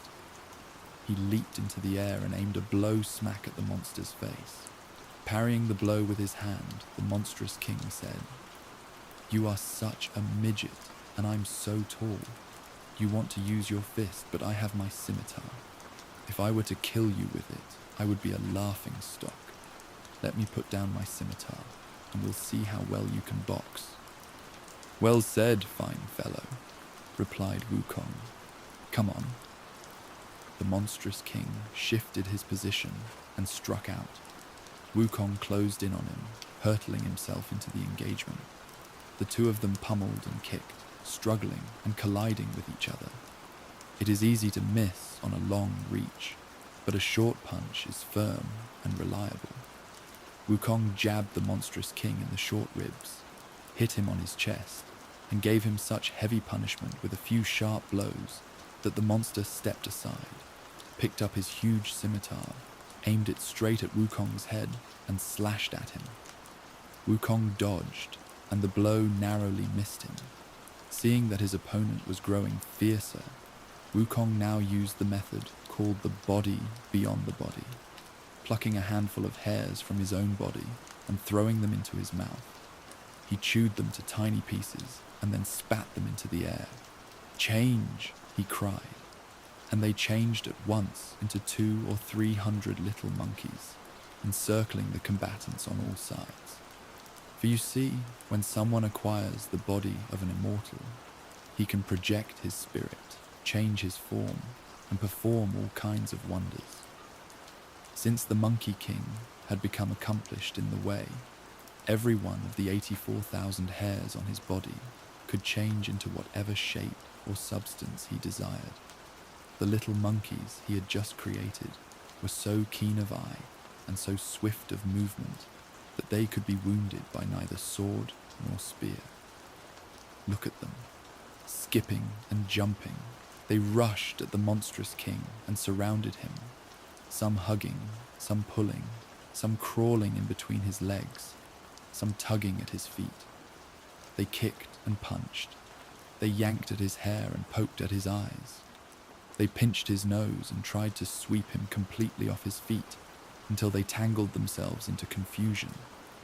Meanwhile, Wukong succeeded in snatching the scimitar, pushed through the throng of little monkeys, and brought the scimitar down squarely onto the monster's skull, cleaving it in 2. He and the rest of the monkeys then fought their way into the cave and slaughtered all the imps, young and old. With a shake, he collected his hair back onto his body, but there were some monkeys that did not return to him. They were the little monkeys, kidnapped by the monstrous king from the water curtain cave. "Why are you here?" asked Wukong. The 30 or 50 of them all said tearfully, "After the great king went away to seek the way of immortality, the monster menaced us for 2 whole years and finally carried us off to this place. Don't these utensils belong to our cave? These stone pots and bowls were all taken by the creature." "If these are our belongings," said Wukong, "move them out of here." He then set fire to the water-belly cave and reduced it to ashes. "All of you," he said to them, "follow me home."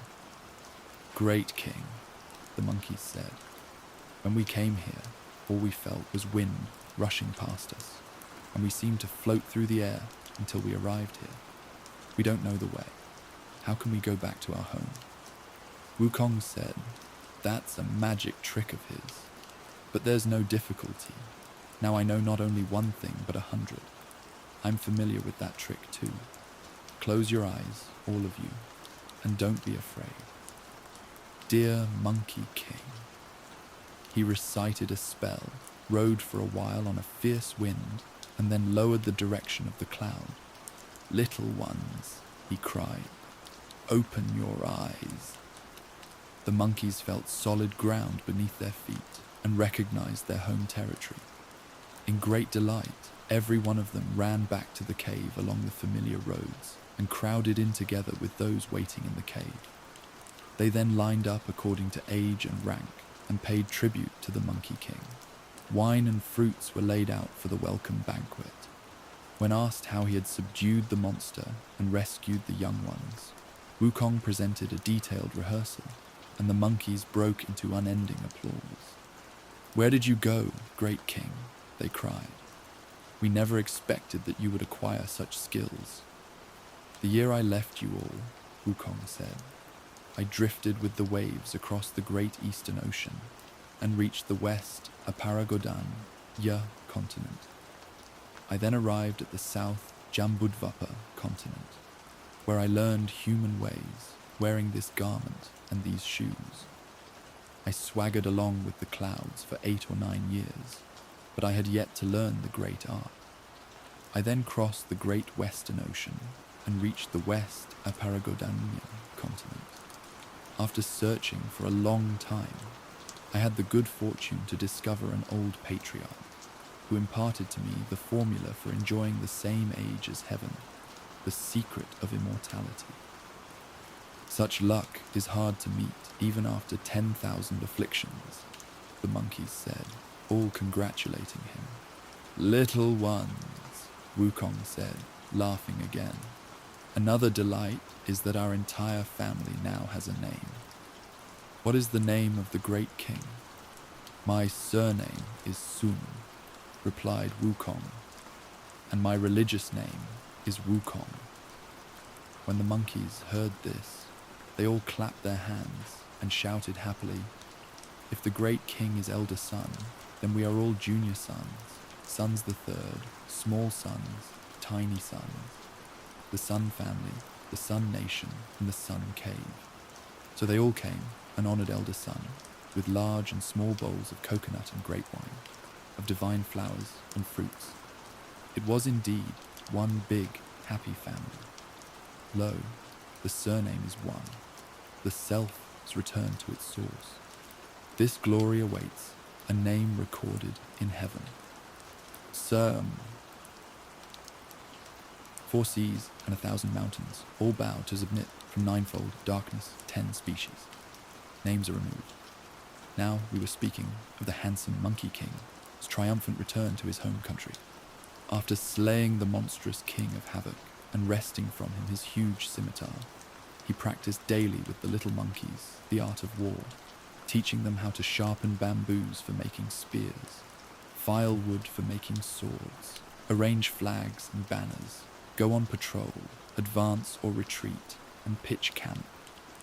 For a long time he played thus with them.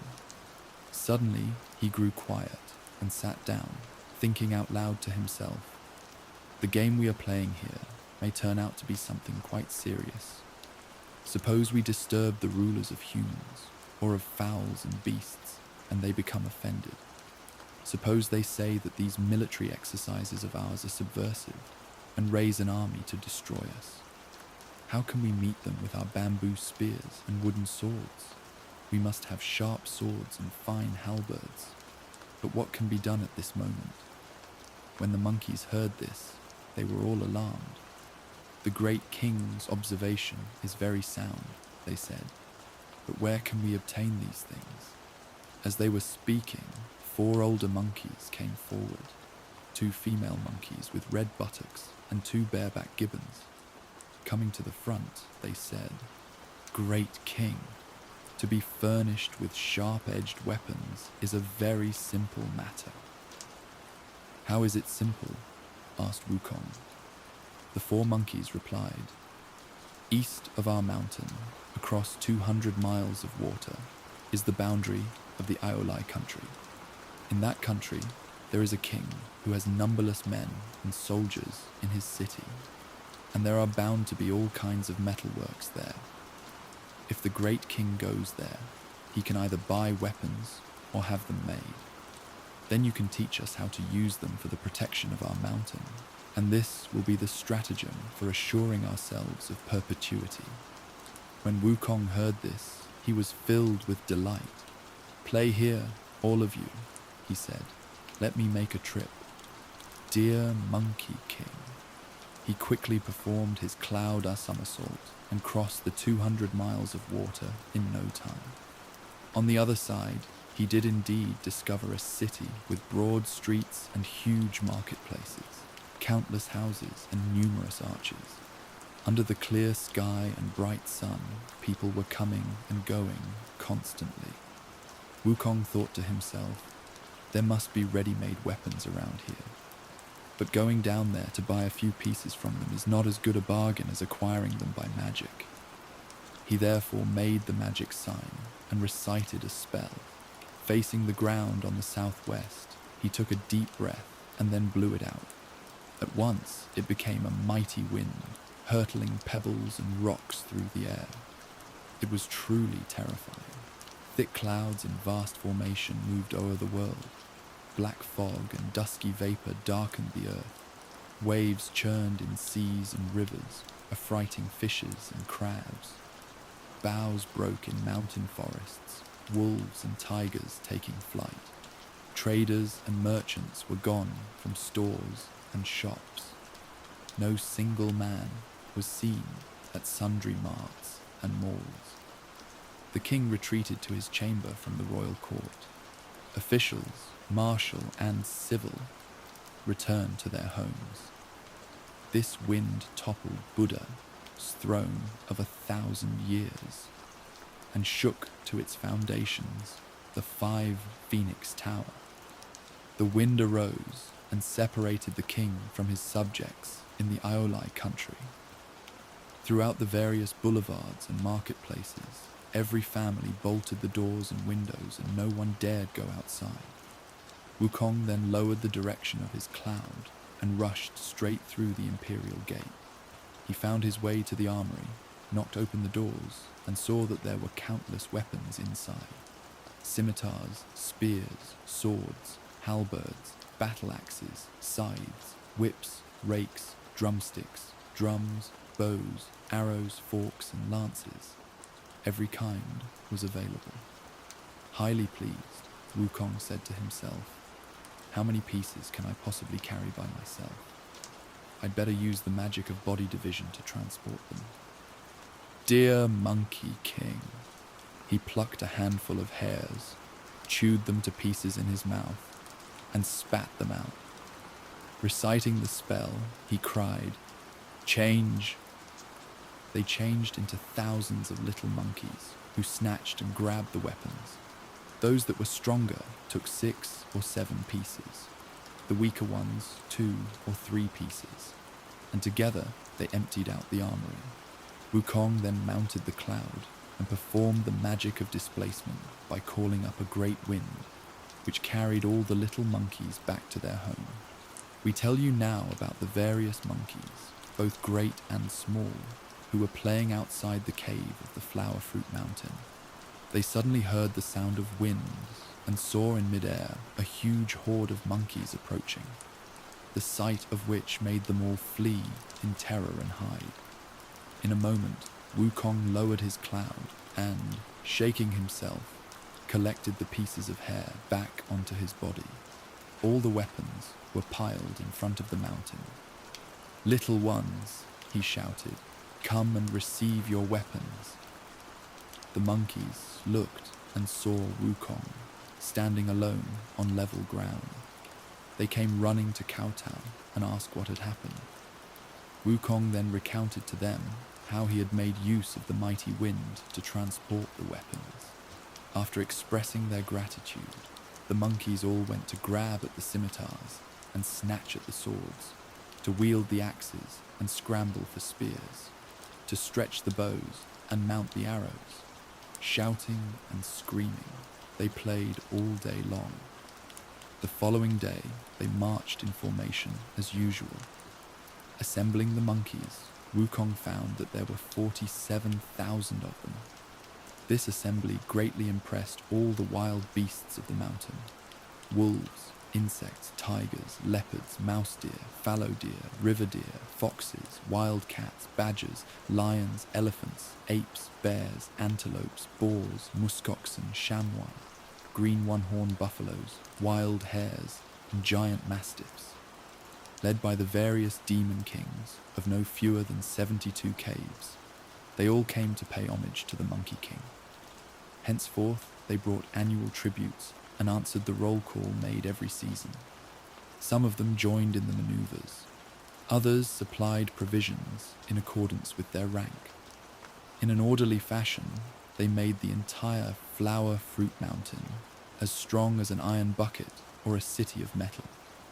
The various demon kings also presented metal drums, colored banners, and helmets. The hurly-burly of marching and drilling went on day after day. While the handsome Monkey King was enjoying all this, he suddenly said to the multitude, "You all have become adept with the bow and arrow, and proficient in the use of weapons. But this scimitar of mine is truly cumbersome, not at all to my liking. What can I do?" The 4 elder monkeys came forward and memorialized. The great king is a divine sage, and therefore it is not fit for him to use an earthly weapon. We do not know, however, whether the great king is able to take a journey through water. "Since I have known the way," said Wukong, "I have the ability of 72 transformations. The cloud somersault has unlimited power. I am familiar with the magic of body concealment and the magic of displacement. I can find my way to heaven, or I can enter the earth. I can walk past the sun and the moon without casting a shadow, and I can penetrate stone and metal without hindrance. Water cannot drown me, nor fire burn me. Is there any place I can go to? It's a good thing that the great king possesses such powers," said the 4 monkeys, "for the water below this sheet iron bridge of ours flows directly into the dragon palace of the Eastern Ocean. If you are willing to go down there, great king, you will find the old dragon king, from whom you may request some kind of weapon. Won't that be to your liking?" Hearing this, Wukong said with delight, "Let me make the trip. Dear Monkey King." He jumped to the bridgehead and employed the magic of water restriction. Making the magic sign with his fingers, he leapt into the waves, which parted for him, and he followed the waterway straight to the bottom of the Eastern Ocean. As he was walking, he suddenly ran into a Yaksa on patrol, who stopped him with the question, "What divine sage is this who comes pushing through the water? Speak plainly so that I can announce your arrival." Wukong said, "I am the heaven-born sage Sun Wukong of the Flower Fruit Mountain, a near neighbor of your old Dragon King. How is it that you don't recognize me?" When the Yaksa heard this, he hurried back to the Water Crystal Palace to report. "Great King," he said, There is outside a heaven-born sage of the flower fruit mountain named Sun Wukong. He claims that he is a near neighbor of yours, and he is about to arrive at the palace. Guang, the Dragon King of the Eastern Ocean, arose immediately, accompanied by dragon sons and grandsons, shrimp soldiers and crab generals. He came out for the reception. "High Immortal," he said, "please come in." They went into the palace for proper introduction, and after offering Wukong the honored seat and tea, the king asked, when did the High Immortal become accomplished in the way, and what kind of divine magic did he receive? Wukong said, "Since the time of my birth, I have left the family to practice self-cultivation. I have now acquired a birthless and deathless body. Recently, I have been teaching my children how to protect our mountain cave. But unfortunately, I am without an appropriate weapon. I have heard that my noble neighbor, who has long enjoyed living in this green jade palace and its shell portals, must have many divine weapons to spare. I came specifically to ask for one of them." When the Dragon King heard this, he could hardly refuse. So he ordered a perch commander to bring out a long-handled scimitar and presented it to his visitor. "Old monkey doesn't know how to use a scimitar," said Wukong. "I beg you to give me something else." The Dragon King then commanded a whiting lieutenant, together with an eel porter, to carry out a 9-pronged fork. Jumping down from his seat, Wukong took hold of it and tried a few thrusts. He put it down, saying, "Light, much too light, and it doesn't suit my hand. I beg you to give me another one." "High Immortal," said the Dragon King, laughing. "Won't you even take a closer look? This fork weighs 3,600 pounds. "It doesn't suit my hand," Wukong said. "It doesn't suit my hand." The Dragon King was becoming rather fearful. He ordered a bream admiral and a cart brigadier to carry out a giant halberd, weighing 7,200 pounds. When he saw this, Wukong ran forward and took hold of it. He tried a few thrusts and parries, and then stuck it in the ground, saying, "It's still light, much too light." The old Dragon King was completely unnerved. "High Immortal," he said, "there's no weapon in my palace heavier than this halberd." Laughing, Wukong said, "As the old saying goes, who worries about the Dragon King's lacking treasures? Go and look some more, and if you find something I like, I'll offer you a good price." "There really aren't any more here," said the Dragon King. As they were speaking, the Dragon Mother and her daughter slipped out and said, "Great King, we can see that this is definitely not a sage with meager abilities. Inside our ocean treasury is that piece of rare magic iron by which the depth of the heavenly river is fixed. These past few days, the iron has been glowing with a strange and lovely light. Could this be a sign that it should be taken out to meet this sage?" "That," said the Dragon King, "was the measure with which the great Yu fixed the depths of rivers and oceans when he conquered the flood. It's a piece of magic iron, but of what use could it be to him?" "Let's not be concerned with whether he could find any use for it," said the Dragon Mother. "Let's give it to him, and he can do whatever he wants with it. The important thing is to get him out of this palace." The old Dragon King agreed and told Wukong the whole story. "Take it out and let me see it," said Wukong. Waving his hands, the Dragon King said, "We can't move it. We can't even lift it. The High Immortal must go there himself to take a look." "Where is it?" asked Wukong. "Take me there." The Dragon King accordingly led him to the center of the ocean treasury, where all at once they saw 1,000 shafts of golden light. Pointing to the spot, the Dragon King said, "That's it, the thing that is glowing." Wukong girded up his clothes and went forward to touch it. It was an iron rod, more than 20 feet long and as thick as a barrel. Using all his might, he lifted it with both hands, saying, "It's a little too long and too thick. It would be more serviceable if it were somewhat shorter and thinner." Hardly had he finished speaking when the treasure shrunk a few feet in length and became a layer thinner. "Smaller still would be even better," said Wukong, giving it another bounce in his hands. Again, the treasure became smaller. Highly pleased, Wukong took it out of the ocean treasury to examine it. He found a golden hoop at each end, with solid black iron in between. Immediately adjacent to one of the hoops was the inscription, "The compliant golden hooped rod.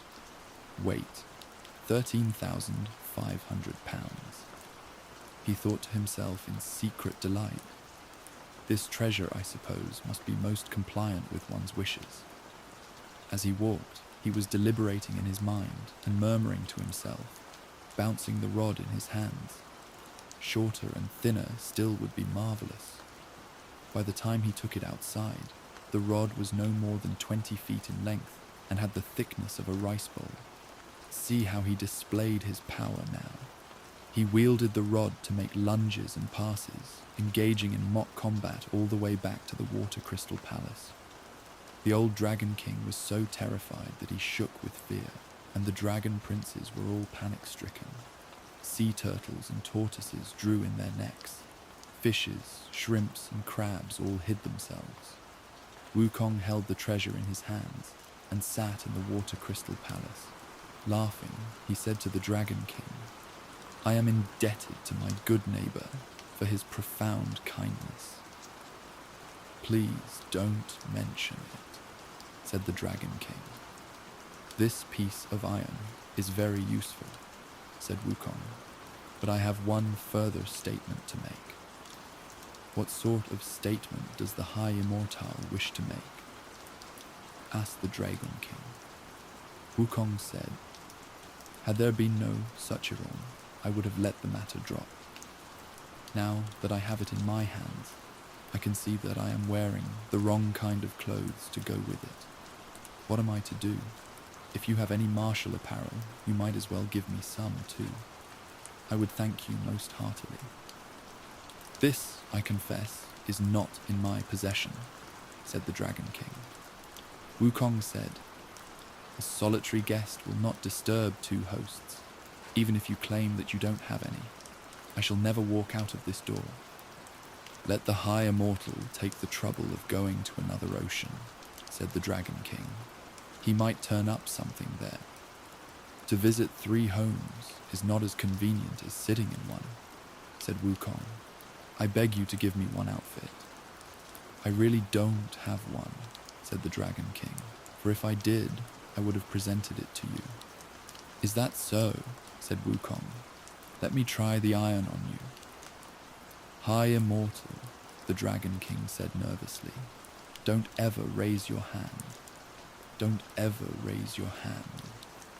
Let me see whether my brothers have any, and we'll try to give you one." "Where are your honored brothers?" asked Wukong. "They are," said the Dragon King, "Aokin, Dragon King of the Southern Ocean, Aoshan, Dragon King of the Northern Ocean, and Aoran, Dragon King of the Western Ocean." "Old Monkey is not going to their places," said Wukong, "for as the common saying goes, 3 in bond can't compete with 2 in hand. I'm merely requesting that you find something casual here and give it to me. That's all. There's no need for the High Immortal to go anywhere," said the Dragon King. "I have in my palace an iron drum and a golden bell. Whenever there is any emergency, we beat the drum and strike the bell, and my brothers are here shortly." "In that case," said Wukong, "go beat the drum and strike the bell." The Turtle General went at once to strike the bell, while the Tortoise Marshal came to beat the drum. Soon after the drum and the bell had sounded, the Dragon Kings of the 3 oceans got the message and arrived promptly. all congregating in the outer courtyard. "Elder brother," said Aokin, "what emergency made you beat the drum and strike the bell?" "Good brother," answered the old dragon, "it's a long story. We have here a certain heaven-born sage from the Flower Fruit Mountain who came here and claimed to be my near neighbor. He subsequently demanded a weapon. The steel fork I presented he deemed too small, and the halberd I offered too light. Finally, he himself took that piece of rare divine iron by which the depth of the heavenly river was fixed and used it for mock combat. He is now sitting in the palace and also demanding some sort of battle dress. We have none of that here, so we sounded the drum and the bell to invite you all to come. If you happen to have some such outfit, please give it to him so that I can send him out of this door." When Aokin heard this, he was outraged. "Let us brothers call our army together," he said, "and arrest him." "What's wrong with that?" "Don't talk about arresting him." The old dragon said, "Don't talk about arresting him. That piece of iron, a small stroke with it is deadly, and a light tap is fatal. The slightest touch will crack the skin, and a small rap will injure the muscles." Aorin, the Dragon King of the Western Ocean, said, "Second elder brother should not raise his hand against him.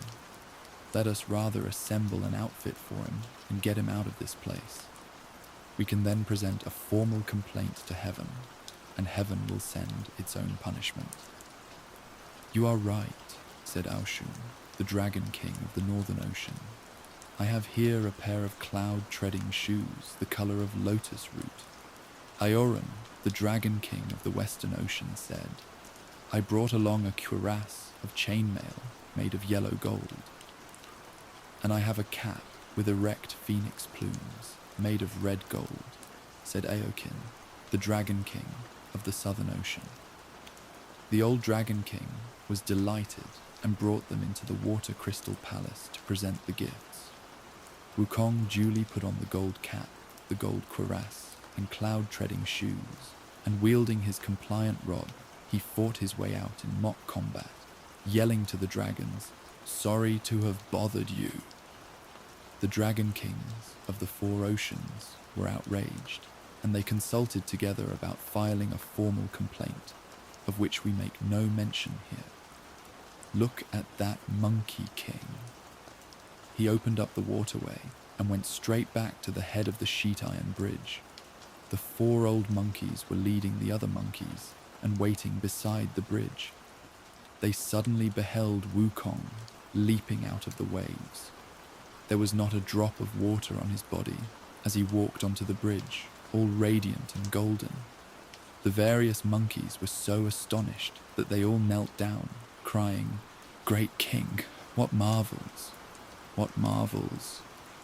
Beaming broadly, Wukong ascended his high throne and set up the iron rod right in the center.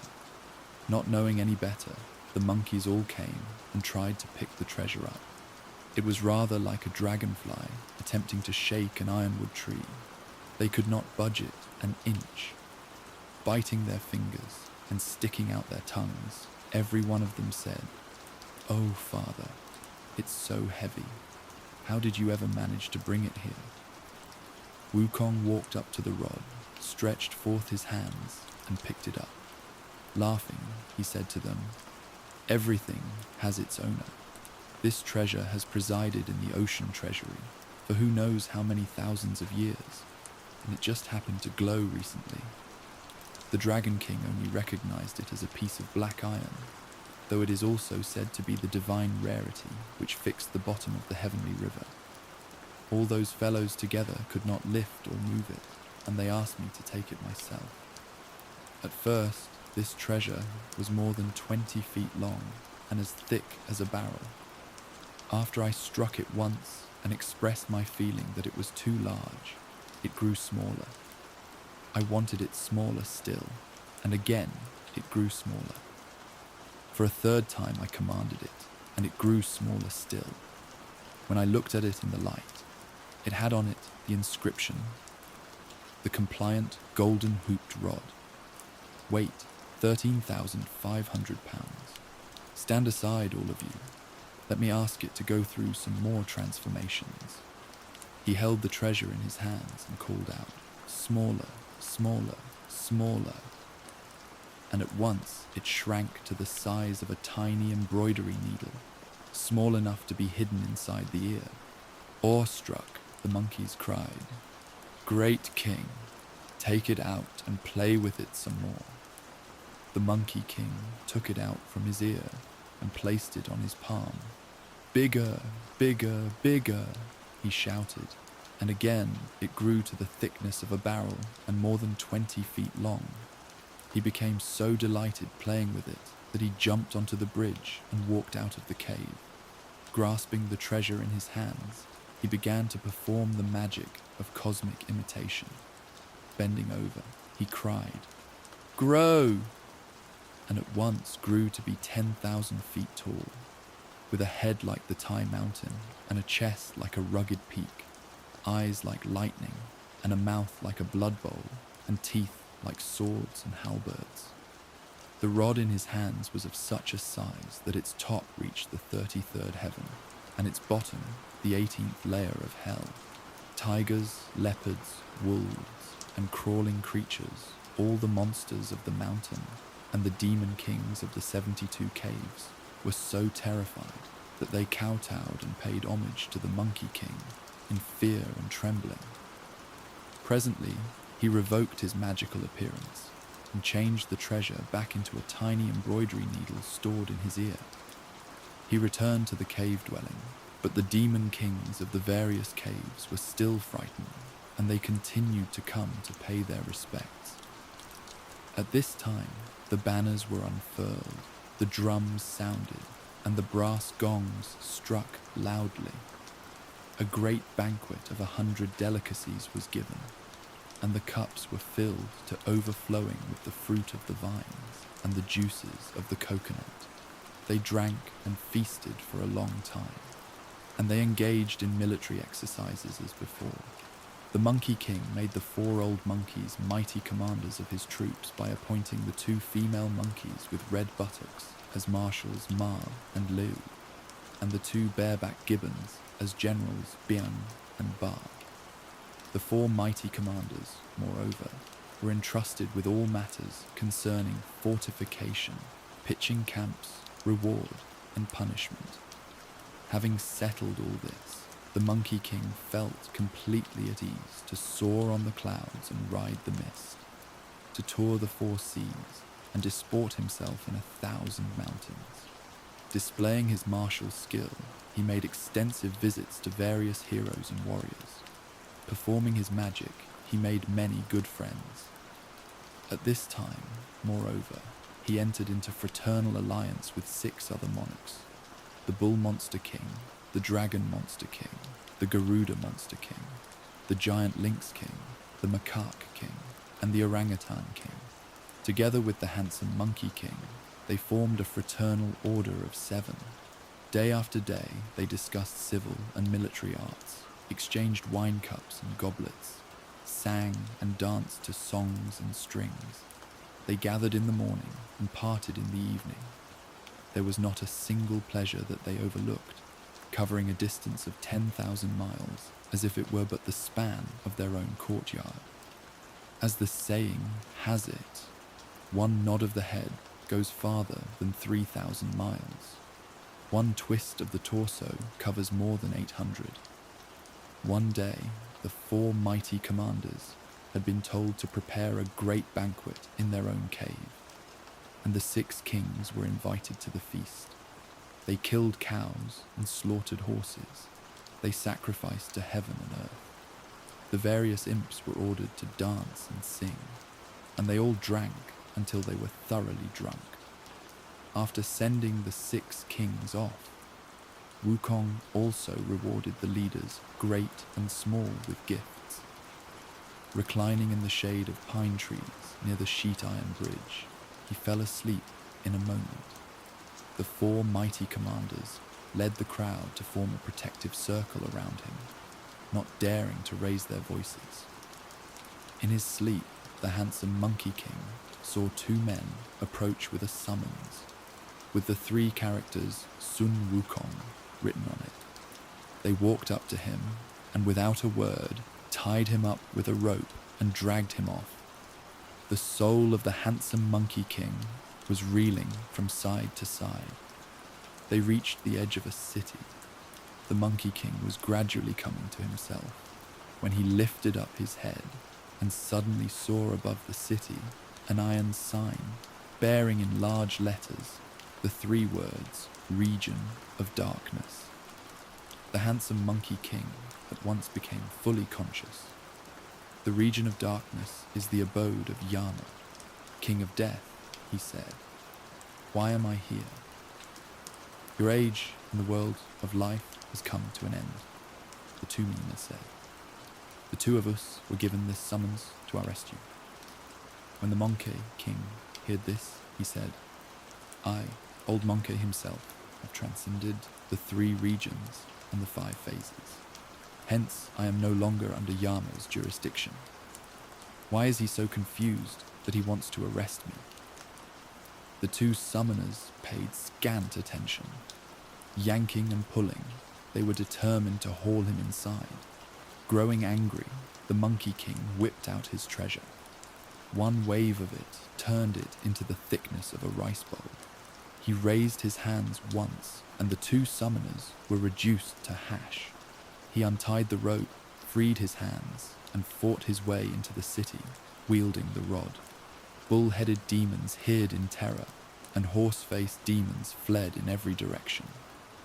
A band of ghost soldiers ran up to the Palace of Darkness, crying, Great kings, disaster, disaster. Outside there's a hairy-faced thunder god fighting his way in. Their report alarmed the 10 kings of the underworld so much that they quickly straightened out their attire and went out to see what was happening. Discovering a fierce and angry figure, they lined up according to their ranks and greeted him with loud voices. High Immortal, tell us your name. High Immortal, tell us your name. I am the heaven-born sage Sun Wukong, from the water curtain cave in the flower fruit mountain, said the Monkey King. What kind of officials are you?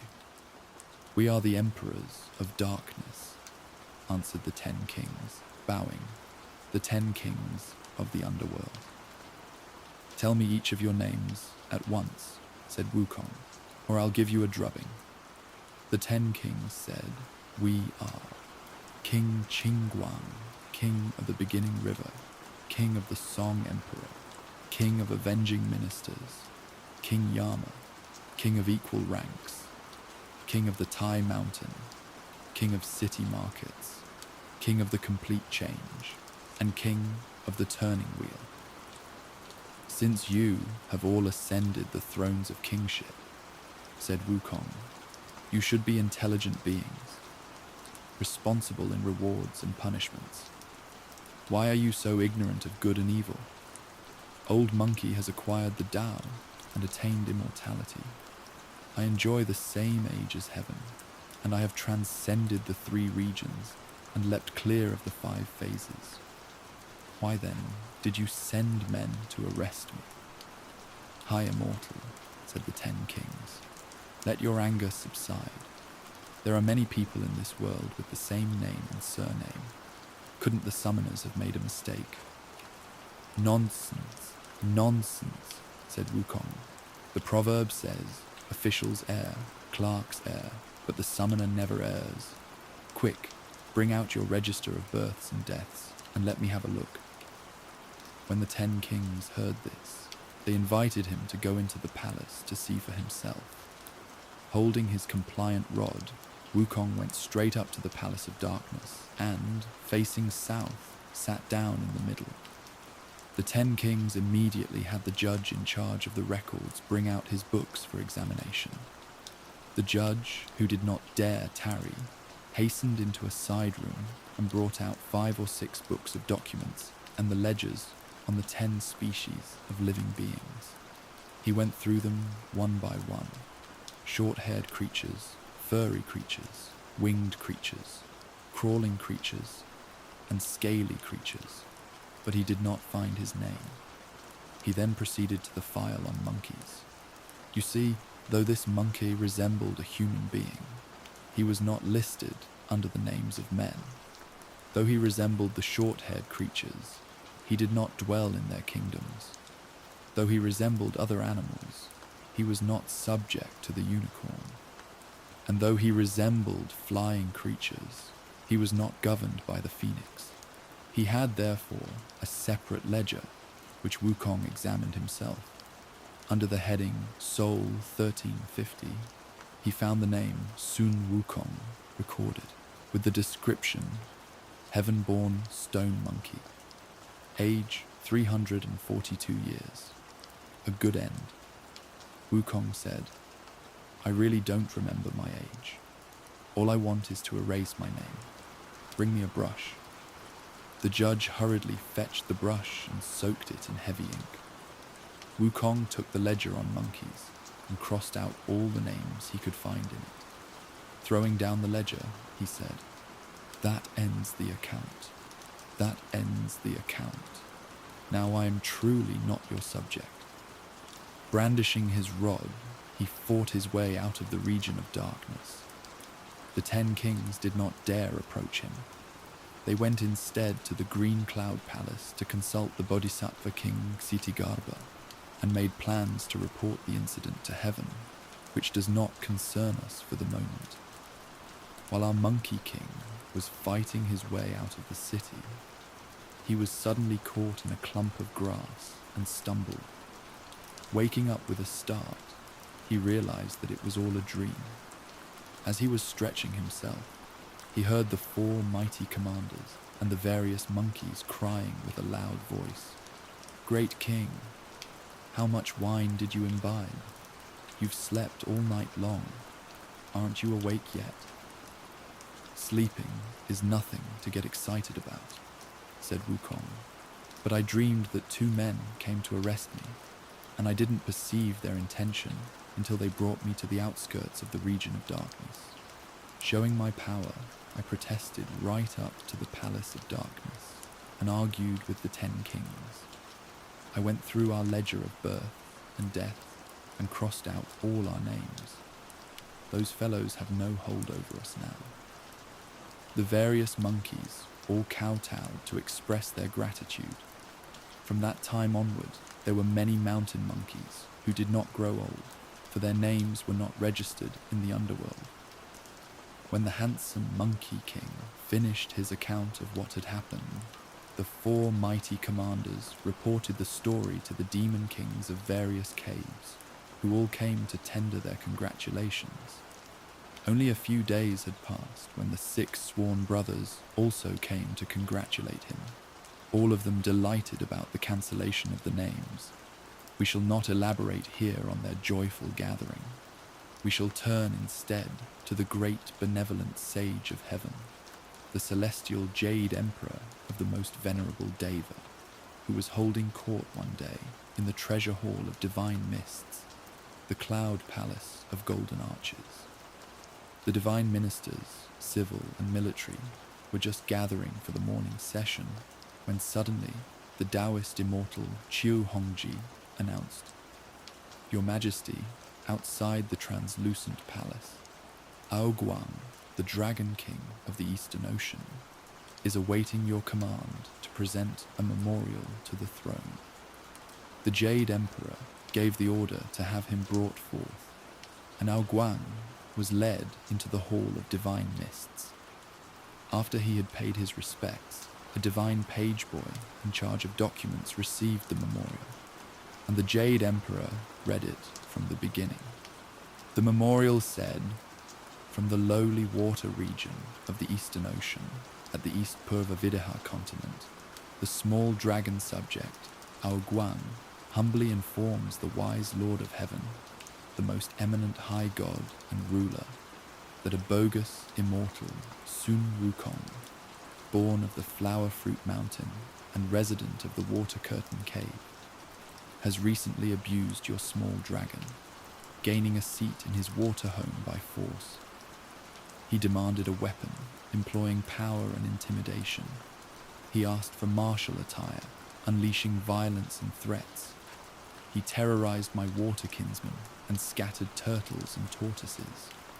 The dragon of the Southern Ocean trembled. The dragon of the Western Ocean was filled with horror. The dragon of the Northern Ocean drew back his head to surrender.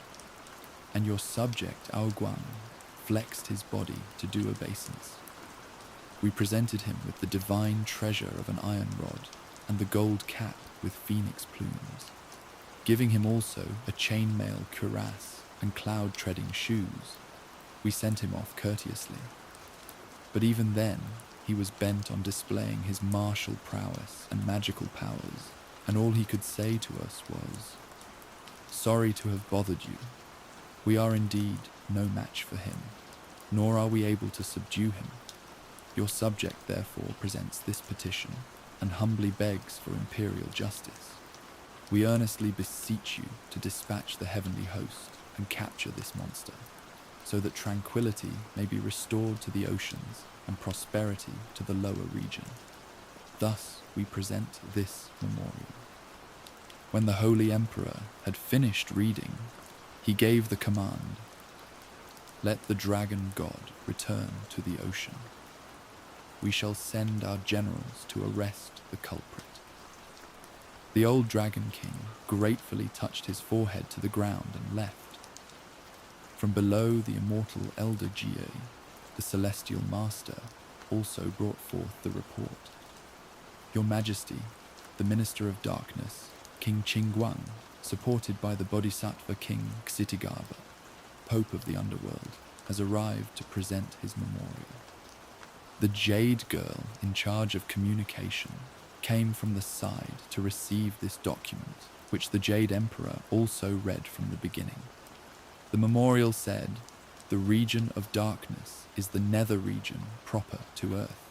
As heaven is for gods and earth for ghosts, so life and death proceed in cyclic succession. Fowls are born and animals die. Male and female, they multiply. Births and transformations, the male begotten of the procreative female. Such is the order of nature, and it cannot be changed. But now appears Sun Wukong, a heaven-born baneful monkey from the water curtain cave in the flower fruit mountain, who practices evil and violence and resists our proper summons. Exercising magic powers, he utterly defeated the ghostly messengers of ninefold darkness. Exploiting brute force, he terrorized the 10 merciful kings. He caused great confusion in the Palace of Darkness. He abrogated by force the register of names, so that the category of monkeys is now beyond control, and inordinately long life is given to the simian family. The wheel of transmigration is stopped, for birth and death are eliminated in each kind of monkey. Your poor monk therefore risks offending your heavenly authority in presenting this memorial. We humbly beg you to send forth your divine army and subdue this monster, to the end that life and death may once more be regulated and the underworld rendered perpetually secure. Respectfully, we present this memorial." When the Jade Emperor had finished reading, he again gave a command. "Let the Lord of Darkness return to the underworld. We shall send our generals to arrest this culprit." King Qingguang also touched his head to the ground gratefully and left. The great heavenly diva called together his various immortal subjects, both civil and military, and asked, when was this baneful monkey born, and in which generation did he begin his career? How is it that he has become so powerfully accomplished in the way? Scarcely had he finished speaking when, from the ranks, Thousand Mile Eye and Fair Wind Ear stepped forward. "This monkey," they said, "is the heaven-born stone monkey of 300 years ago. At that time, he did not seem to amount to much, and we do not know where he acquired the knowledge of self-cultivation these last few years and became an immortal. Now he knows how to subdue dragons and tame tigers, and thus he is able to annul by force the register of death. Which one of you divine generals, asked the Jade Emperor, wishes to go down there to subdue him? Scarcely had he finished speaking when the long-life spirit of the planet Venus came forward from the ranks and prostrated himself. Highest and holiest, he said, within the 3 regions, all creatures endowed with the 9 apertures can, through exercise, become immortals. It is not surprising that this monkey, with a body nurtured by heaven and earth, a frame born of the sun and moon, should achieve immortality, seeing that his head points to heaven and his feet walk on earth, and that he feeds on the dew and the mist. Now that he has the power to subdue dragons and tame tigers, how is he different from a human being? Your subject therefore makes so bold as to ask your majesty to remember the compassionate grace of creation and issue a decree of pacification. Let him be summoned to the upper region and given some kind of official duties. His name will be recorded in the register, and we can control him here. If he is receptive to the heavenly decree, he will be rewarded and promoted hereafter. But if he is disobedient to your command, we shall arrest him forthwith. Such an action will spare us a military expedition in the first place, and in the second, permit us to receive into our midst another immortal in an orderly manner. The Jade Emperor was highly pleased with this statement, and he said, "We shall follow the counsel of our minister." He then ordered the star spirit of songs and letters to compose the decree, and delegated the gold star of Venus to be the viceroy of peace. Having received the decree, the gold star went out of the south heaven gate, lowered the direction of his hallowed cloud, and headed straight for the flower fruit mountain and the water curtain cave. He said to the various little monkeys, "I am the heavenly messenger sent from above. I have with me an imperial decree to invite your great king to go to the upper region. Report this to him quickly." The monkeys outside the cave passed the word along one by one until it reached the depth of the cave. "Great king," one of the monkeys said, "there's an old man outside bearing a document on his back. He says that he is a messenger sent from heaven, and he has an imperial decree of invitation for you." Upon hearing this, the handsome Monkey King was exceedingly pleased. "These last 2 days," he said, "I was just thinking about taking a little trip to heaven, and the heavenly messenger has already come to invite me." The Monkey King quickly straightened out his attire and went to the door for the reception. The gold star came into the center of the cave and stood still with his face toward the south. "I am the gold star of Venus from the west," he said. "I came down to earth, bearing the imperial decree of pacification from the Jade Emperor, and invite you to go to heaven to receive an immortal appointment." Laughing, Wukong said, "I am most grateful for the old star's visit." He then gave the order, "Little ones, prepare a banquet to entertain our guest." The gold star said, "As a bearer of imperial decree, I cannot remain here long. I must ask the great king to go with me at once. After your glorious promotion, we shall have many occasions to converse at our leisure." "We are honored by your presence," said Wukong. "I am sorry that you have to leave with empty hands." He then called the 4 mighty commanders together for this admonition. "Be diligent in teaching and drilling the young ones. Let me go up to heaven to take a look and to see whether I can have you all brought up there too to live with me." The 4 mighty commanders indicated their obedience. This Monkey King mounted the cloud with the gold star and rose up into the sky. Truly, he ascends the high rank of immortals from the sky. His name is enrolled in cloud columns and treasure scrolls. Appointed a ban horse, could he be content? Named equal to heaven, he's still not appeased. The gold star of Venus left the depths of the cave dwelling with the handsome Monkey King, and together they rose by mounting the clouds. But the cloud somersault of Wukong, you see, is no common magic. Its speed is tremendous. Soon he left the gold star far behind and arrived first at the south heaven gate.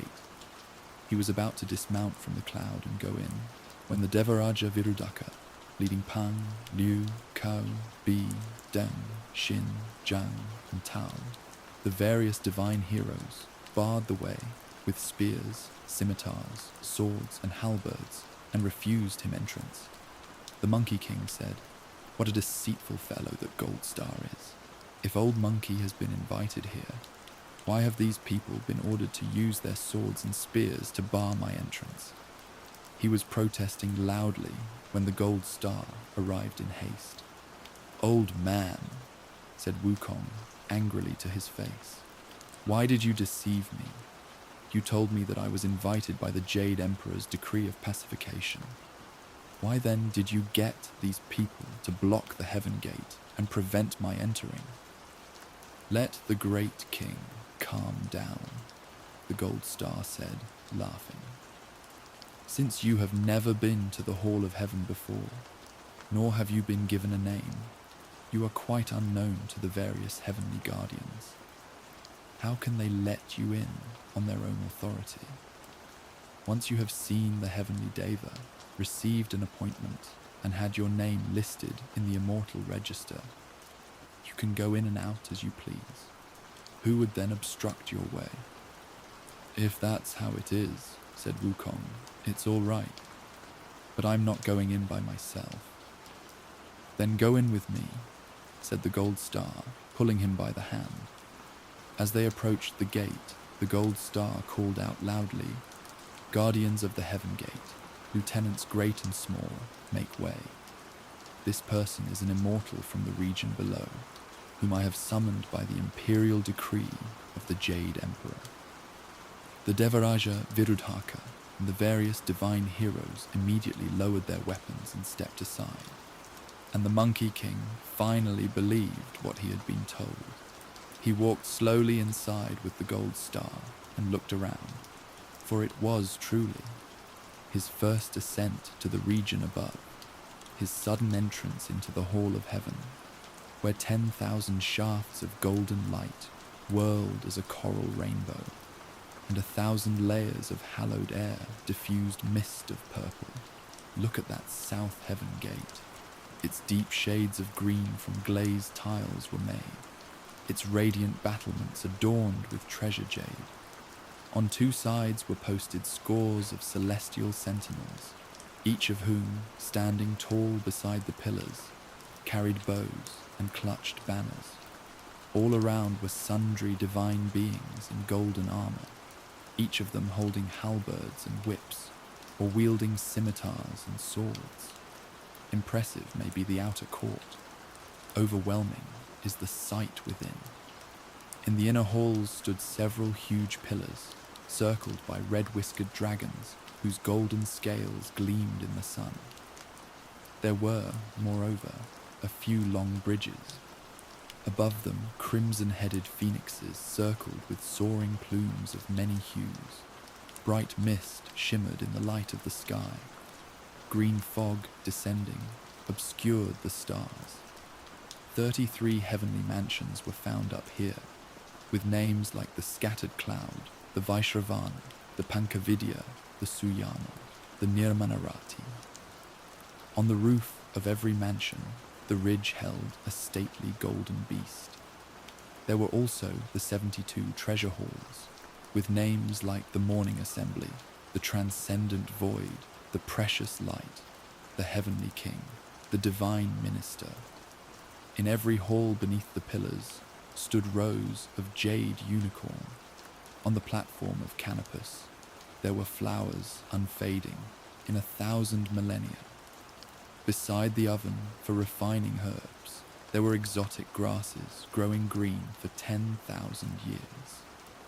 He went before the tower of homage to the sage, where he saw robes of royal purple gauze, brilliant as stars refulgent, caps the shape of hibiscus, resplendent with gold and precious stones, and pins of jade and shoes of pearl, and purple sashes and golden ornaments.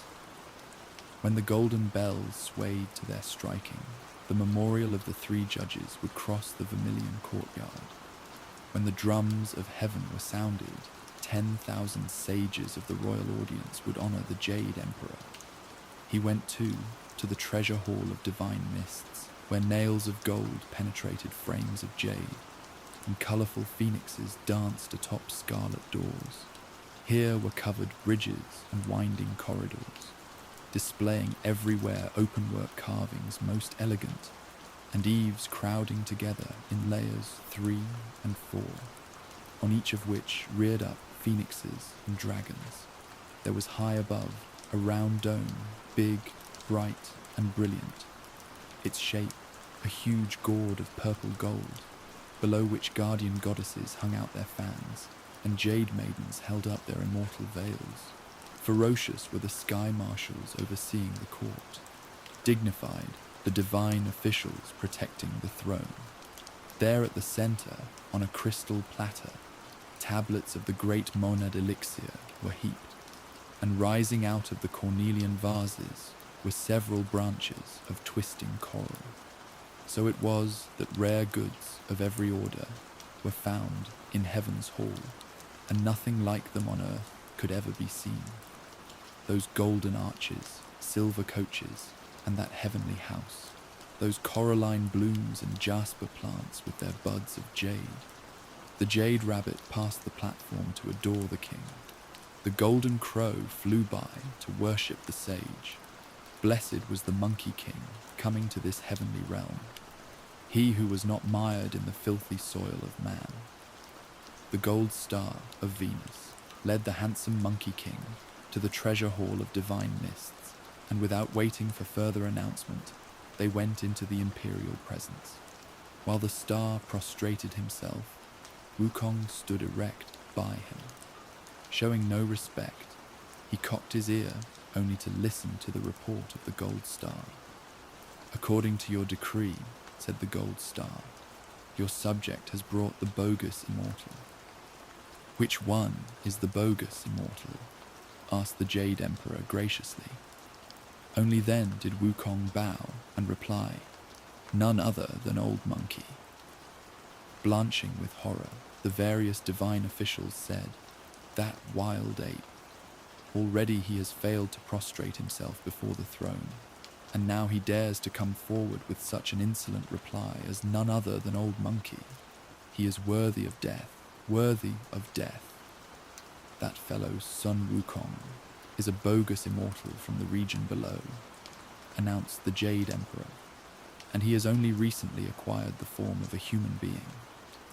We shall pardon him this time for his ignorance of court etiquette. Thank you, your majesty, cried the various divine officials.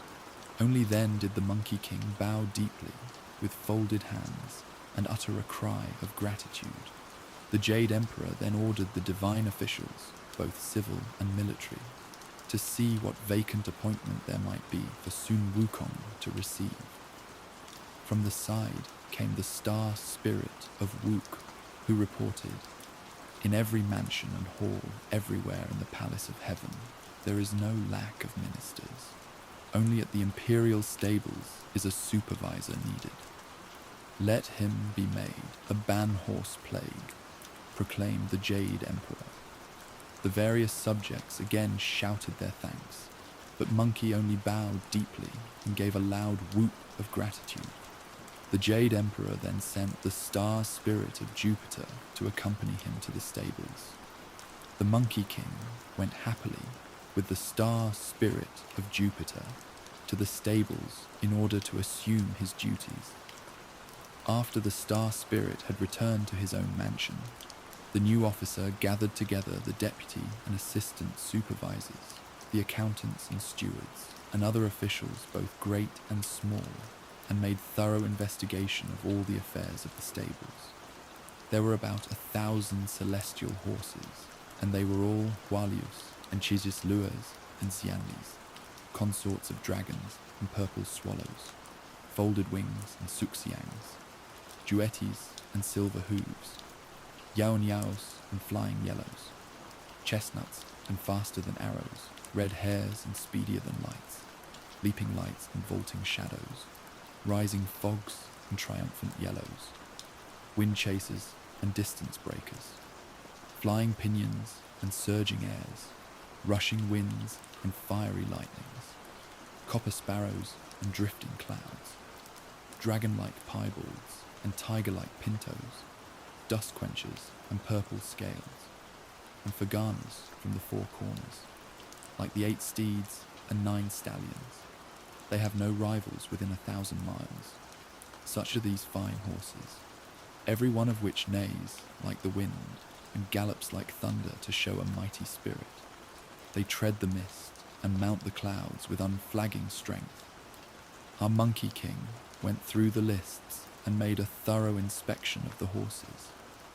Within the imperial stables, the accountants were in charge of getting supplies. The stewards groomed and washed the horses, chopped hay, watered them, and prepared their food. And the deputies and assistants saw to the overall management. Never resting, the Bimmer oversaw the care of the horses, fussing with them by day and watching over them diligently by night. Those horses that wanted to sleep were stirred up and fed. Those that wanted to gallop were caught and placed in the stalls. When the celestial horses saw him, they all behaved most properly, and they were so well cared for that their flanks became swollen with fat. More than half a month soon went by, and on one leisurely morning, the various department ministers gave a banquet to welcome and congratulate him. While they were drinking happily, the Monkey King suddenly put down his cup and asked, "What sort of rank is this ban horse plague of mine?" "The rank and the title are the same," they said. "But what ministerial grade is it?" "It does not have a grade," they said.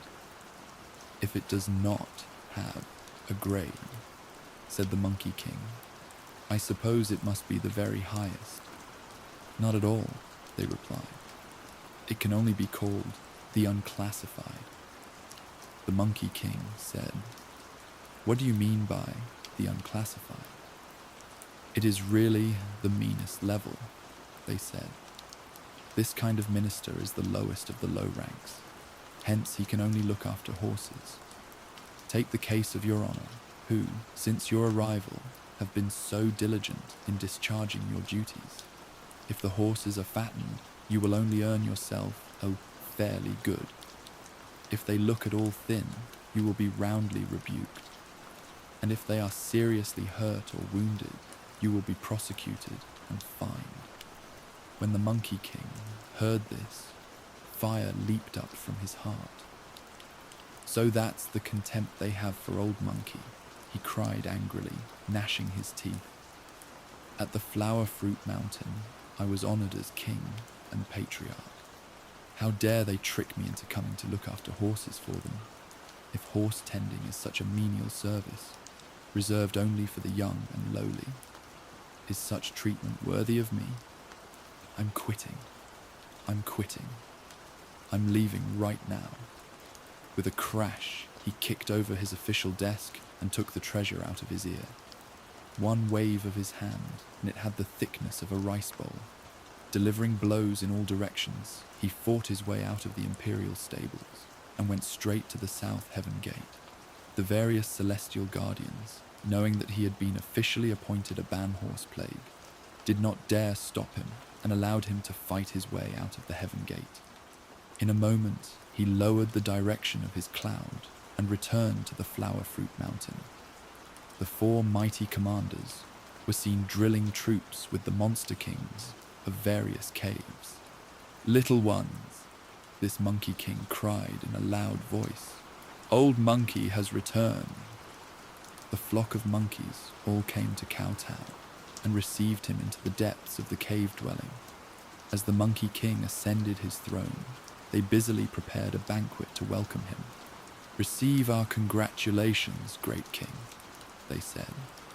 "Having gone to the region above for more than 10 years, you must be returning in success and glory." "I have been away for only half a month," said the Monkey King. "How can it be more than 10 years?" "Great king," said the various monkeys, "you are not aware of time and season when you are in heaven. One day in heaven above is equal to a year on earth. May we ask the great king what ministerial appointment he received?" "Don't mention that. Don't mention that," said the Monkey King, waving his hand. "It embarrasses me to death that Jade Emperor does not know how to use talent. Seeing the features of Old Monkey, he appointed me to something called the Ban Horse Plague, which actually means taking care of horses for him. It's a job too low even to be classified. I didn't know this when I first assumed my duties, and so I managed to have some fun at the Imperial stables. But when I asked my colleagues today, I discovered what a degraded position it was. I was so furious that I knocked over the banquet they were giving me and rejected the title. That's why I came back down." "Welcome back," said the various monkeys.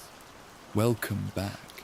Our great king can be the sovereign of this blessed cave, dwelling with the greatest honor and happiness. Why should he go away to be someone's stable boy?" "Little ones," they cried, "send up the wine quickly and cheer up our great king." As they were drinking wine and conversing happily, someone came to report, "Great king, there are 2 one-horned demon kings outside who want to see you." "Show them in," said the Monkey King. The demon kings straightened out their attire, ran into the cave and prostrated themselves. "Why did you want to see me?"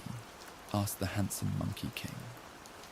"We have long heard that the great king is receptive to talents," said the demon kings, "but we had no reason to request your audience.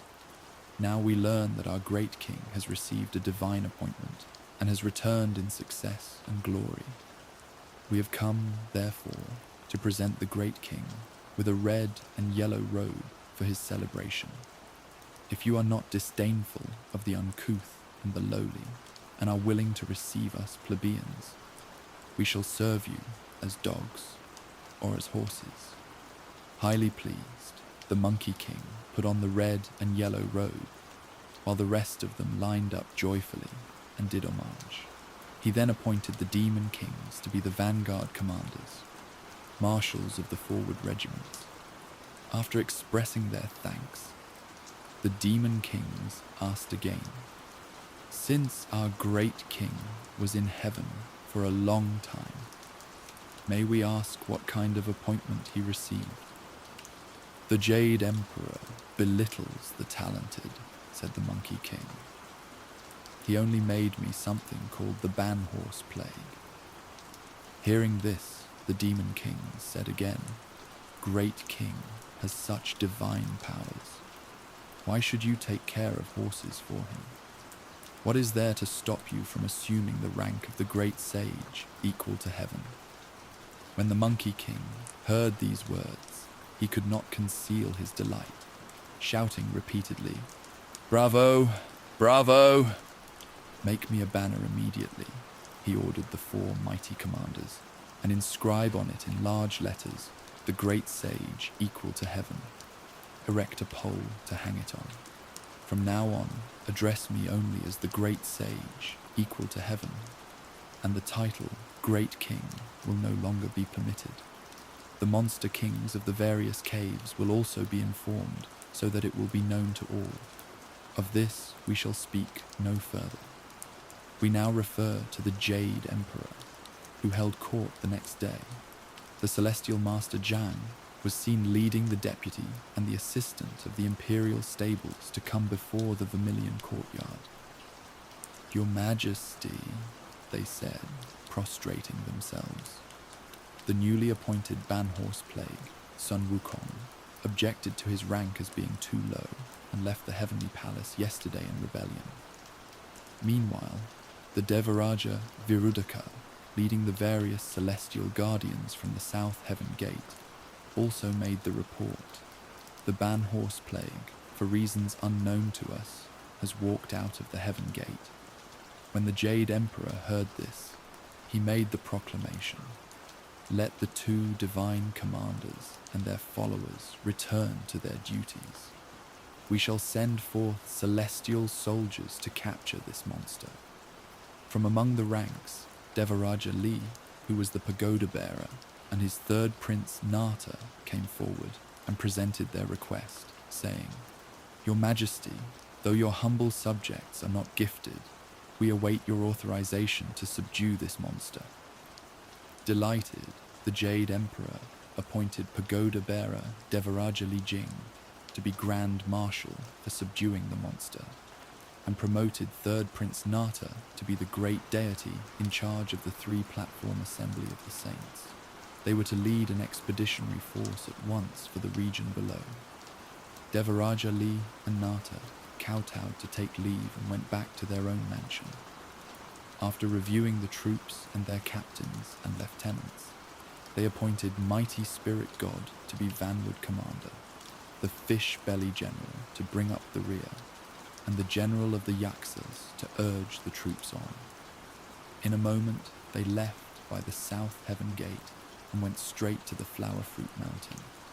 A level piece of land was selected for encampment, and the order was then given to the Mighty Spirit God to provoke battle. Having received his order and having buckled and knotted his armor properly, the Mighty Spirit God grasped his spreading flower axe and came to the water curtain cave. There in front of the cave, he saw a great mob of monsters, all of them wolves, insects, tigers, leopards, and the like. They were all jumping and growling, brandishing their swords and waving their spears. "Damnable beasts," shouted the Mighty Spirit God. "Hurry and tell the ban horse plague that I, a great general from heaven, have by the authorization of the Jade Emperor come to subdue him. Tell him to come out quickly and surrender, lest all of you be annihilated." Running pell-mell into the cave, those monsters shouted the report, "Disaster! Disaster!" "What sort of disaster?" asked the Monkey King. "There's a celestial warrior outside," said the monsters, "who claims the title of an imperial envoy. He says he came by the holy decree of the Jade Emperor to subdue you, and he orders you to go out quickly and surrender, lest we lose our lives." Hearing this, the Monkey King commanded, "Get my battle dress." He quickly donned his red gold cap, pulled on his yellow gold cuirass, slipped on his cloud-treading shoes, and seized the compliant golden hooped rod. He led the crowd outside and set them up in battle formation. The Mighty Spirit God opened wide his eyes and stared at this magnificent Monkey King. The gold cuirass worn on his body was brilliant and bright. The gold cap on his head also glistened in the light. In his hands was a staff, the golden hooped rod that well became the cloud-treading shoes on his feet. His eyes glowered strangely like burning stars. Hanging past his shoulders were two ears, forked and hard. His remarkable body knew many ways of change, and his voice resounded like bells and chimes. This ban horse plague, with beaked mouth and gaping teeth, aimed high to be the equal to heaven's sage. Lawless ape, the Mighty Spirit God, roared powerfully, "Do you recognize me?" When the great sage heard these words, he asked quickly, "What sort of dull-witted deity are you? Old Monkey has yet to meet you. State your name at once." "Fraudulent Simeon," cried the Mighty Spirit. "What do you mean, you don't recognize me? I am the celestial general of Mighty Spirit, the vanward commander and subordinate to Devaraja Li, the pagoda bearer from the divine Imperium." I have come by the imperial decree of the Jade Emperor to receive your submission. Strip yourself of your apparel immediately and yield to the heavenly grace, so that this mountain full of creatures can avoid execution. If you dare but utter half a no, you will be reduced to powder in seconds. When the Monkey King heard those words, he was filled with anger. Reckless simpleton, he cried. Stop bragging and wagging your tongue. I would have killed you with one stroke of my rod, but then I would have no one to communicate my message. So I'll spare your life for the moment. Go back to heaven quickly and inform the Jade Emperor that he has no regard for talent. Old Monkey has unlimited abilities. Why did he ask me to mind horses for him? Take a good look at the words on this banner. If I am promoted according to its title, I will lay down my arms, and the cosmos will then be fair and tranquil. But if he does not agree to my demand, I'll fight my way up to the treasure hall of divine mists, and he won't even be able to sit on his dragon throne. When the mighty spirit god heard these words, he opened his eyes wide, facing the wind, and saw indeed a tall pole outside the cave.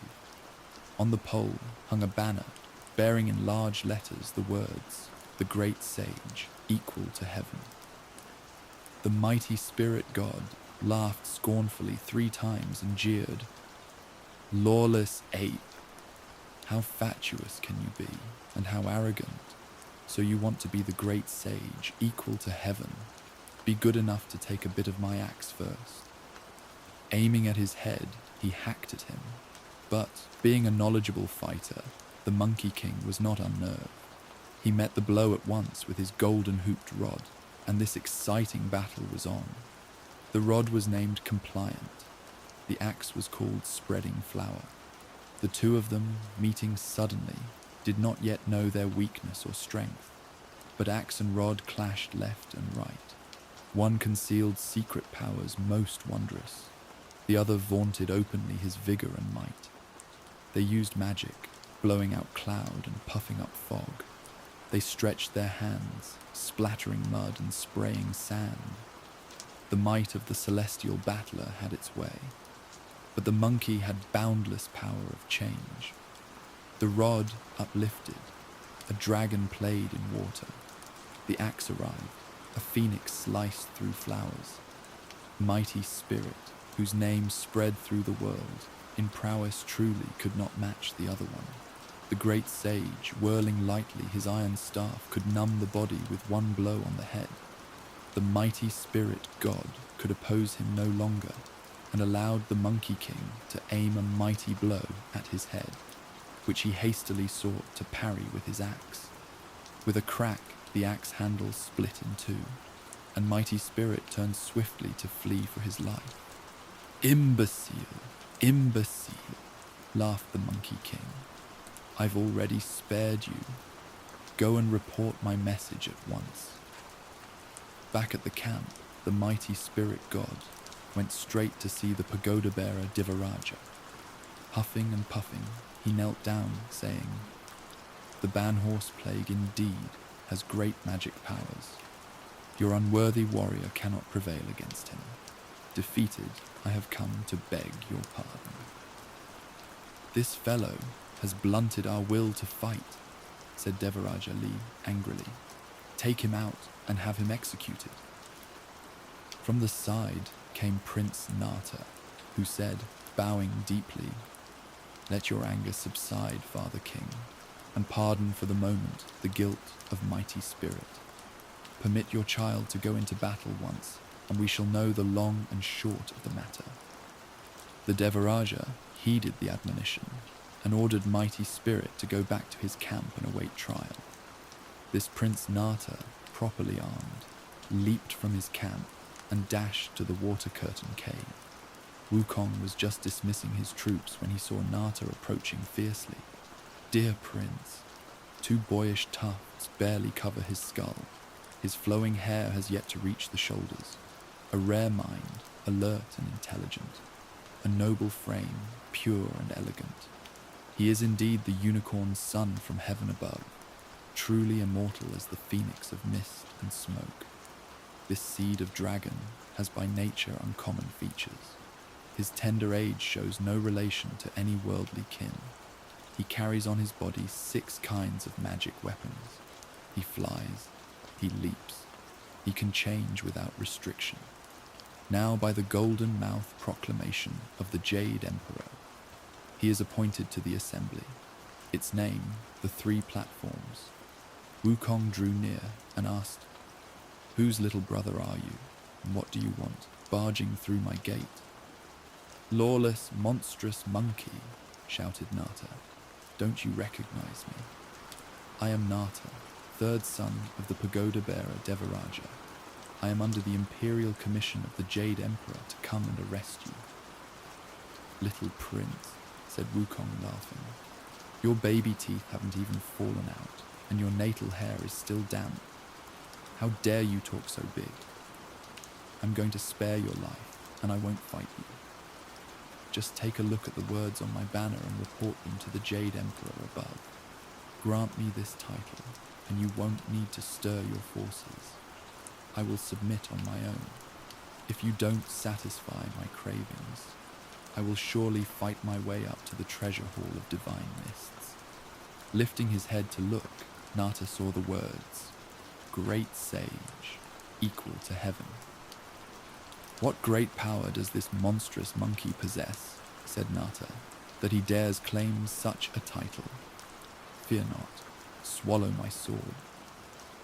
"I'll just stand here quietly," said Wukong, "and you can take a few hacks at me with your sword." Young Nata grew angry. "Change!" he yelled loudly, and he changed at once into a fearsome person having 3 heads and 6 arms. In his hands he held 6 kinds of weapons: a monster stabbing sword, a monster cleaving scimitar, a monster binding rope, a monster taming club, an embroidered ball, and a fiery wheel. Brandishing these weapons, he mounted a frontal attack. "This little brother does know a few tricks," said Wukong, somewhat alarmed by what he saw. "But don't be rash. Watch my magic. Dear great sage," he shouted, "change!" And he too transformed himself into a creature with 3 heads and 6 arms. One wave of the golden hoop rod, and it became 3 stars, which were held with 6 hands.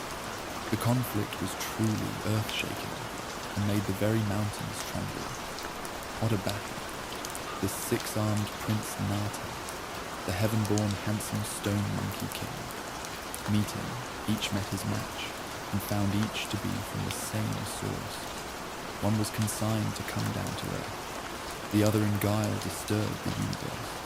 The edge of the monster stabbing sword was quick. The keen, monster-cleaving scimitar alarmed demons and gods. The monster-binding rope was like a flying snake.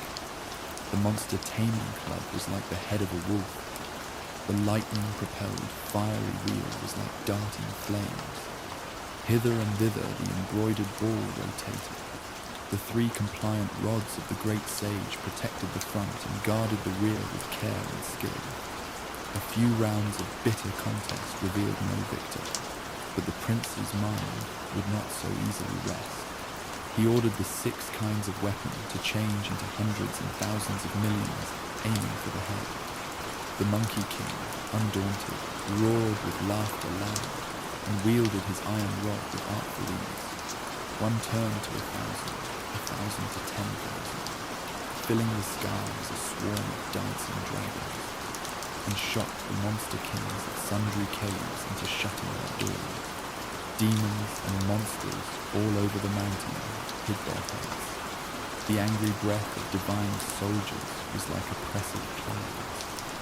The golden hooped iron rod whizzed like the wind. On this side, the battle cries of celestial fighters appalled everyone. On that side, the banner waving of monkey monsters startled each person.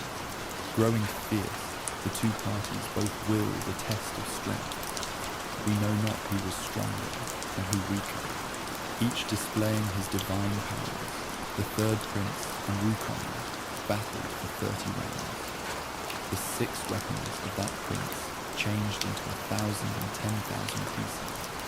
The golden hooped rod of Sun Wukong into 10,000 and 1,000.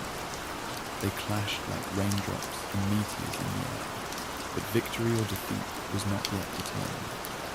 Wukong, however, proved to be the one swifter of iron hand. Right in the midst of the confusion, he plucked a piece of hair and shouted, "Change!" It changed into a copy of him, also wielding a rod in its hands and deceiving Nata. His real person leaped behind Nata and struck his left shoulder with the rod. Nata, still performing his magic, heard the rod whizzing through the air and tried desperately to dodge it.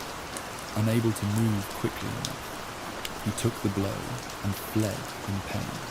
Breaking off his magic and gathering up his 6 weapons, he returned to his camp in defeat. Standing in front of his battle line, Devaraja Lee saw what was happening and was about to go to his son's assistance. The prince, however, came to him first and gasped, "Father King, the Banhorse Plague is truly powerful. Even your son of such magical strength is no match for him. He has wounded me in the shoulder." "If this fellow is so powerful," said the Devaraja, turning pale with fright, "how can we beat him?" The prince said, "In front of his cave he has set up a banner bearing the words, 'The Great Sage, equal to heaven.' By his own mouth, he boastfully asserted that if the Jade Emperor appointed him to such a title, all troubles would cease. If he were not given this name, he would surely fight his way up to the treasure hall of divine mists." "If that's the case," said the Devaraja, "let's not fight with him for the moment. Let us return to the region above and report these words. There will be time then for us to send for more celestial soldiers and take this fellow on our sides." The prince was in such peril that he could not do battle again. He therefore went back to heaven with the Devaraja to report, of which we speak no further. Look at that Monkey King returning to his mountain in triumph. The Monster King of 72 caves and the 6 sworn brothers all came to congratulate him, and they feasted jubilantly in the blessed cave dwelling. He then said to the 6 brothers, "If little brother is now called the Great Sage, equal to heaven, why don't all of you assume the title of Great Sage also?" "Our worthy brother's words are right," shouted the Bull Monster King in their midst. "I'm going to be called the Great Sage, parallel with heaven. I shall be called the Great Sage, covering the ocean," said the Dragon Monster King. "I shall be called the Great Sage, united with heaven," said the Garuda Monster King. "I shall be called the Great Sage, mover of mountains," said the Giant Lynx King. "I shall be called the Telltale Great Sage," said the Macaque King. "And I shall be called the God-rooting Great Sage," said the Orangutan King. At that moment, the 7 great sages had complete freedom to do as they pleased, and to call themselves whatever titles they liked. They had fun for a whole day, and then dispersed. Now we return to the Devaraja Lee and the 3rd prince, who, leading the other commanders, went straight to the treasure hall of divine mists to give this report. "By your holy decree, your subjects led the expeditionary force down to the region below to subdue the baneful immortal, Sun Wukong. We had no idea of his enormous power, and we could not prevail against him. We beseech your majesty to give us reinforcements to wipe him out. How powerful can we expect one baneful monkey to be?" asked the Jade Emperor, but reinforcements are needed. "May your majesty pardon us from an offense worthy of death," said the prince, drawing closer. "That baneful monkey wielded an iron rod. He defeated first the mighty spirit god, and then wounded the shoulder of your subject. Outside the door of his cave, He set up a banner bearing the words, "The Great Sage equal to heaven." He said that if he were given such a rank, he would lay down his arms and come to declare his allegiance. If not, he would fight his way up to the treasure hall of divine mists. "How dare this baneful monkey be so insolent?" exclaimed the Jade Emperor, astonished by what he had heard. "We must order the generals to have him executed at once." As he said this, the gold star of Venus came forward again from the ranks and said, "The baneful monkey knows how to make a speech, but he has no idea what's appropriate and what isn't. Even if reinforcements are sent to fight him, I don't think he can be subdued right away without taxing his forces. It would be better if your majesty were greatly to extend your mercy and proclaim yet another decree of pacification. Let him indeed be made the great sage, equal to heaven. He will be given an empty title. In short, rank without compensation." "What do you mean by rank without compensation?" said the Jade Emperor. The Gold Star said, "His name will be Great Sage, equal to heaven, but he will not be given any official duty or salary. We shall keep him here in heaven, so that we may put his perverse mind at rest and make him desist from his madness and anger. The universe will then be calm, and the oceans tranquil again." Hearing these words, the Jade Emperor said, "We shall follow the counsels of our minister." He ordered the mandate to be made up, and the gold star to bear it hence. The gold star left through the South Heaven Gate once again, and headed straight for the Flower Fruit Mountain. Outside the Water Curtain Cave, things were quite different from the way they had been the previous time. He found the entire region filled with the awesome and bellicose presence of every conceivable kind of monster, each one of them clutching swords and spears, wielding scimitars and staves. Growling and leaping about, they began to attack the Gold Star the moment they saw him. "You chieftains, hear me," said the Gold Star. "Let me trouble you to report this to your great sage. I am the heavenly messenger sent by the Lord above, and I bear an imperial decree of invitation." The various monsters ran inside to report. "There is an old man outside who says that he is a heavenly messenger from the region above, bearing a decree of invitation for you." "Welcome, welcome," said Wukong.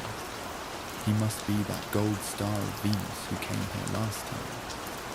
Although it was a shabby position they gave me when they invited me up to the region above, I nevertheless made it to heaven once, and familiarized myself with the ins and outs of the celestial passages. He has come again this time, undoubtedly, with good intentions." He commanded the various chieftains to wave the banners and beat the drums, and to draw up the troops in receiving order. Leading the rest of the monkeys, the great sage donned his cap and his cuirass, over which he tossed the red and yellow robe and slipped on the cloud shoes. He ran to the mouth of the cave, bowed courteously, and said in a loud voice, "Please come in, old star. Forgive me for not coming out to meet you." The gold star strode forward and entered the cave.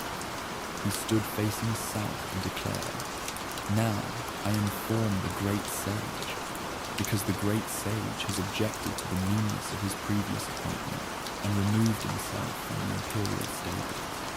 The officials of that department, both great and small, reported the matter to the Jade Emperor.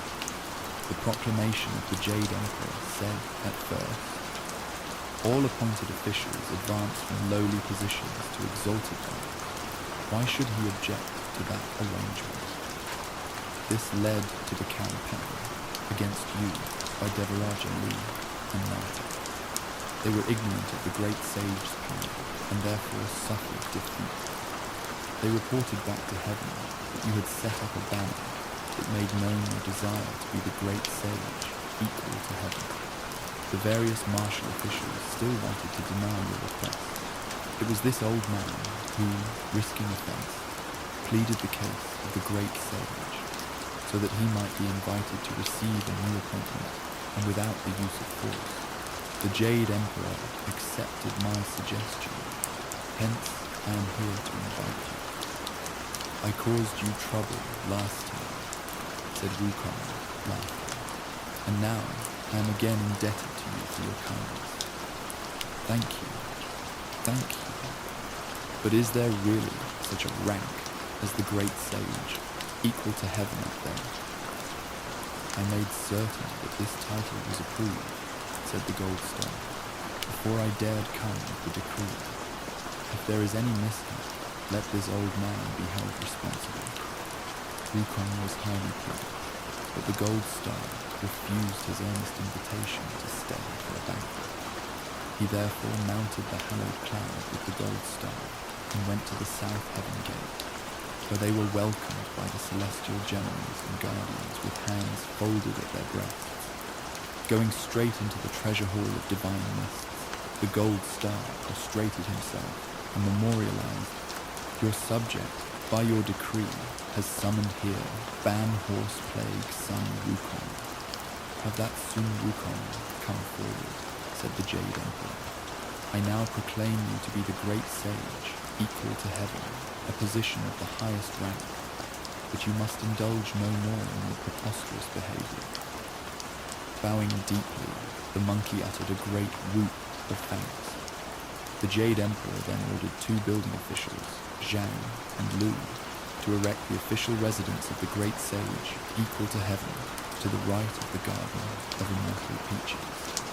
Inside the mansion, 2 departments were established, named Peace and Quiet and Serene Spirit, both of which were full of attending officials.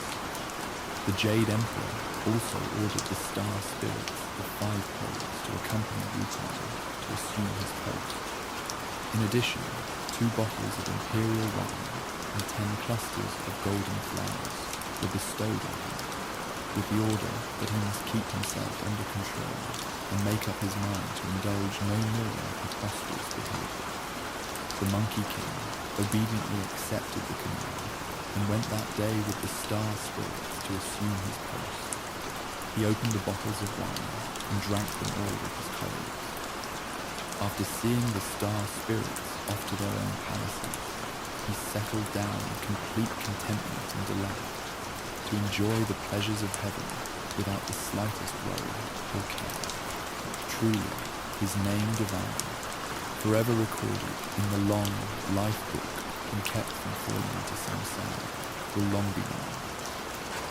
And so, dear traveler, as we reach the end of this chapter of Journey to the West, we leave Sun Wukong basking in his new title, the Great Sage, equal to heaven. His official residence stands proudly near the Garden of Immortal Peaches, and his heart is filled with contentment. But while the Monkey King enjoys the pleasures of heaven, a deeper story unfolds, with challenges yet to come. Thank you for traveling with me through this part of Sun Wukong's journey. I hope this tale has brought you peace, calm, and a moment of quiet reflection. The adventures are far from over, and there are many more lessons to be learned, so when you're ready, we'll continue on together. For now, let these final moments carry you into restful sleep, with dreams as magical as the immortal heavens. Good night, and sleep well.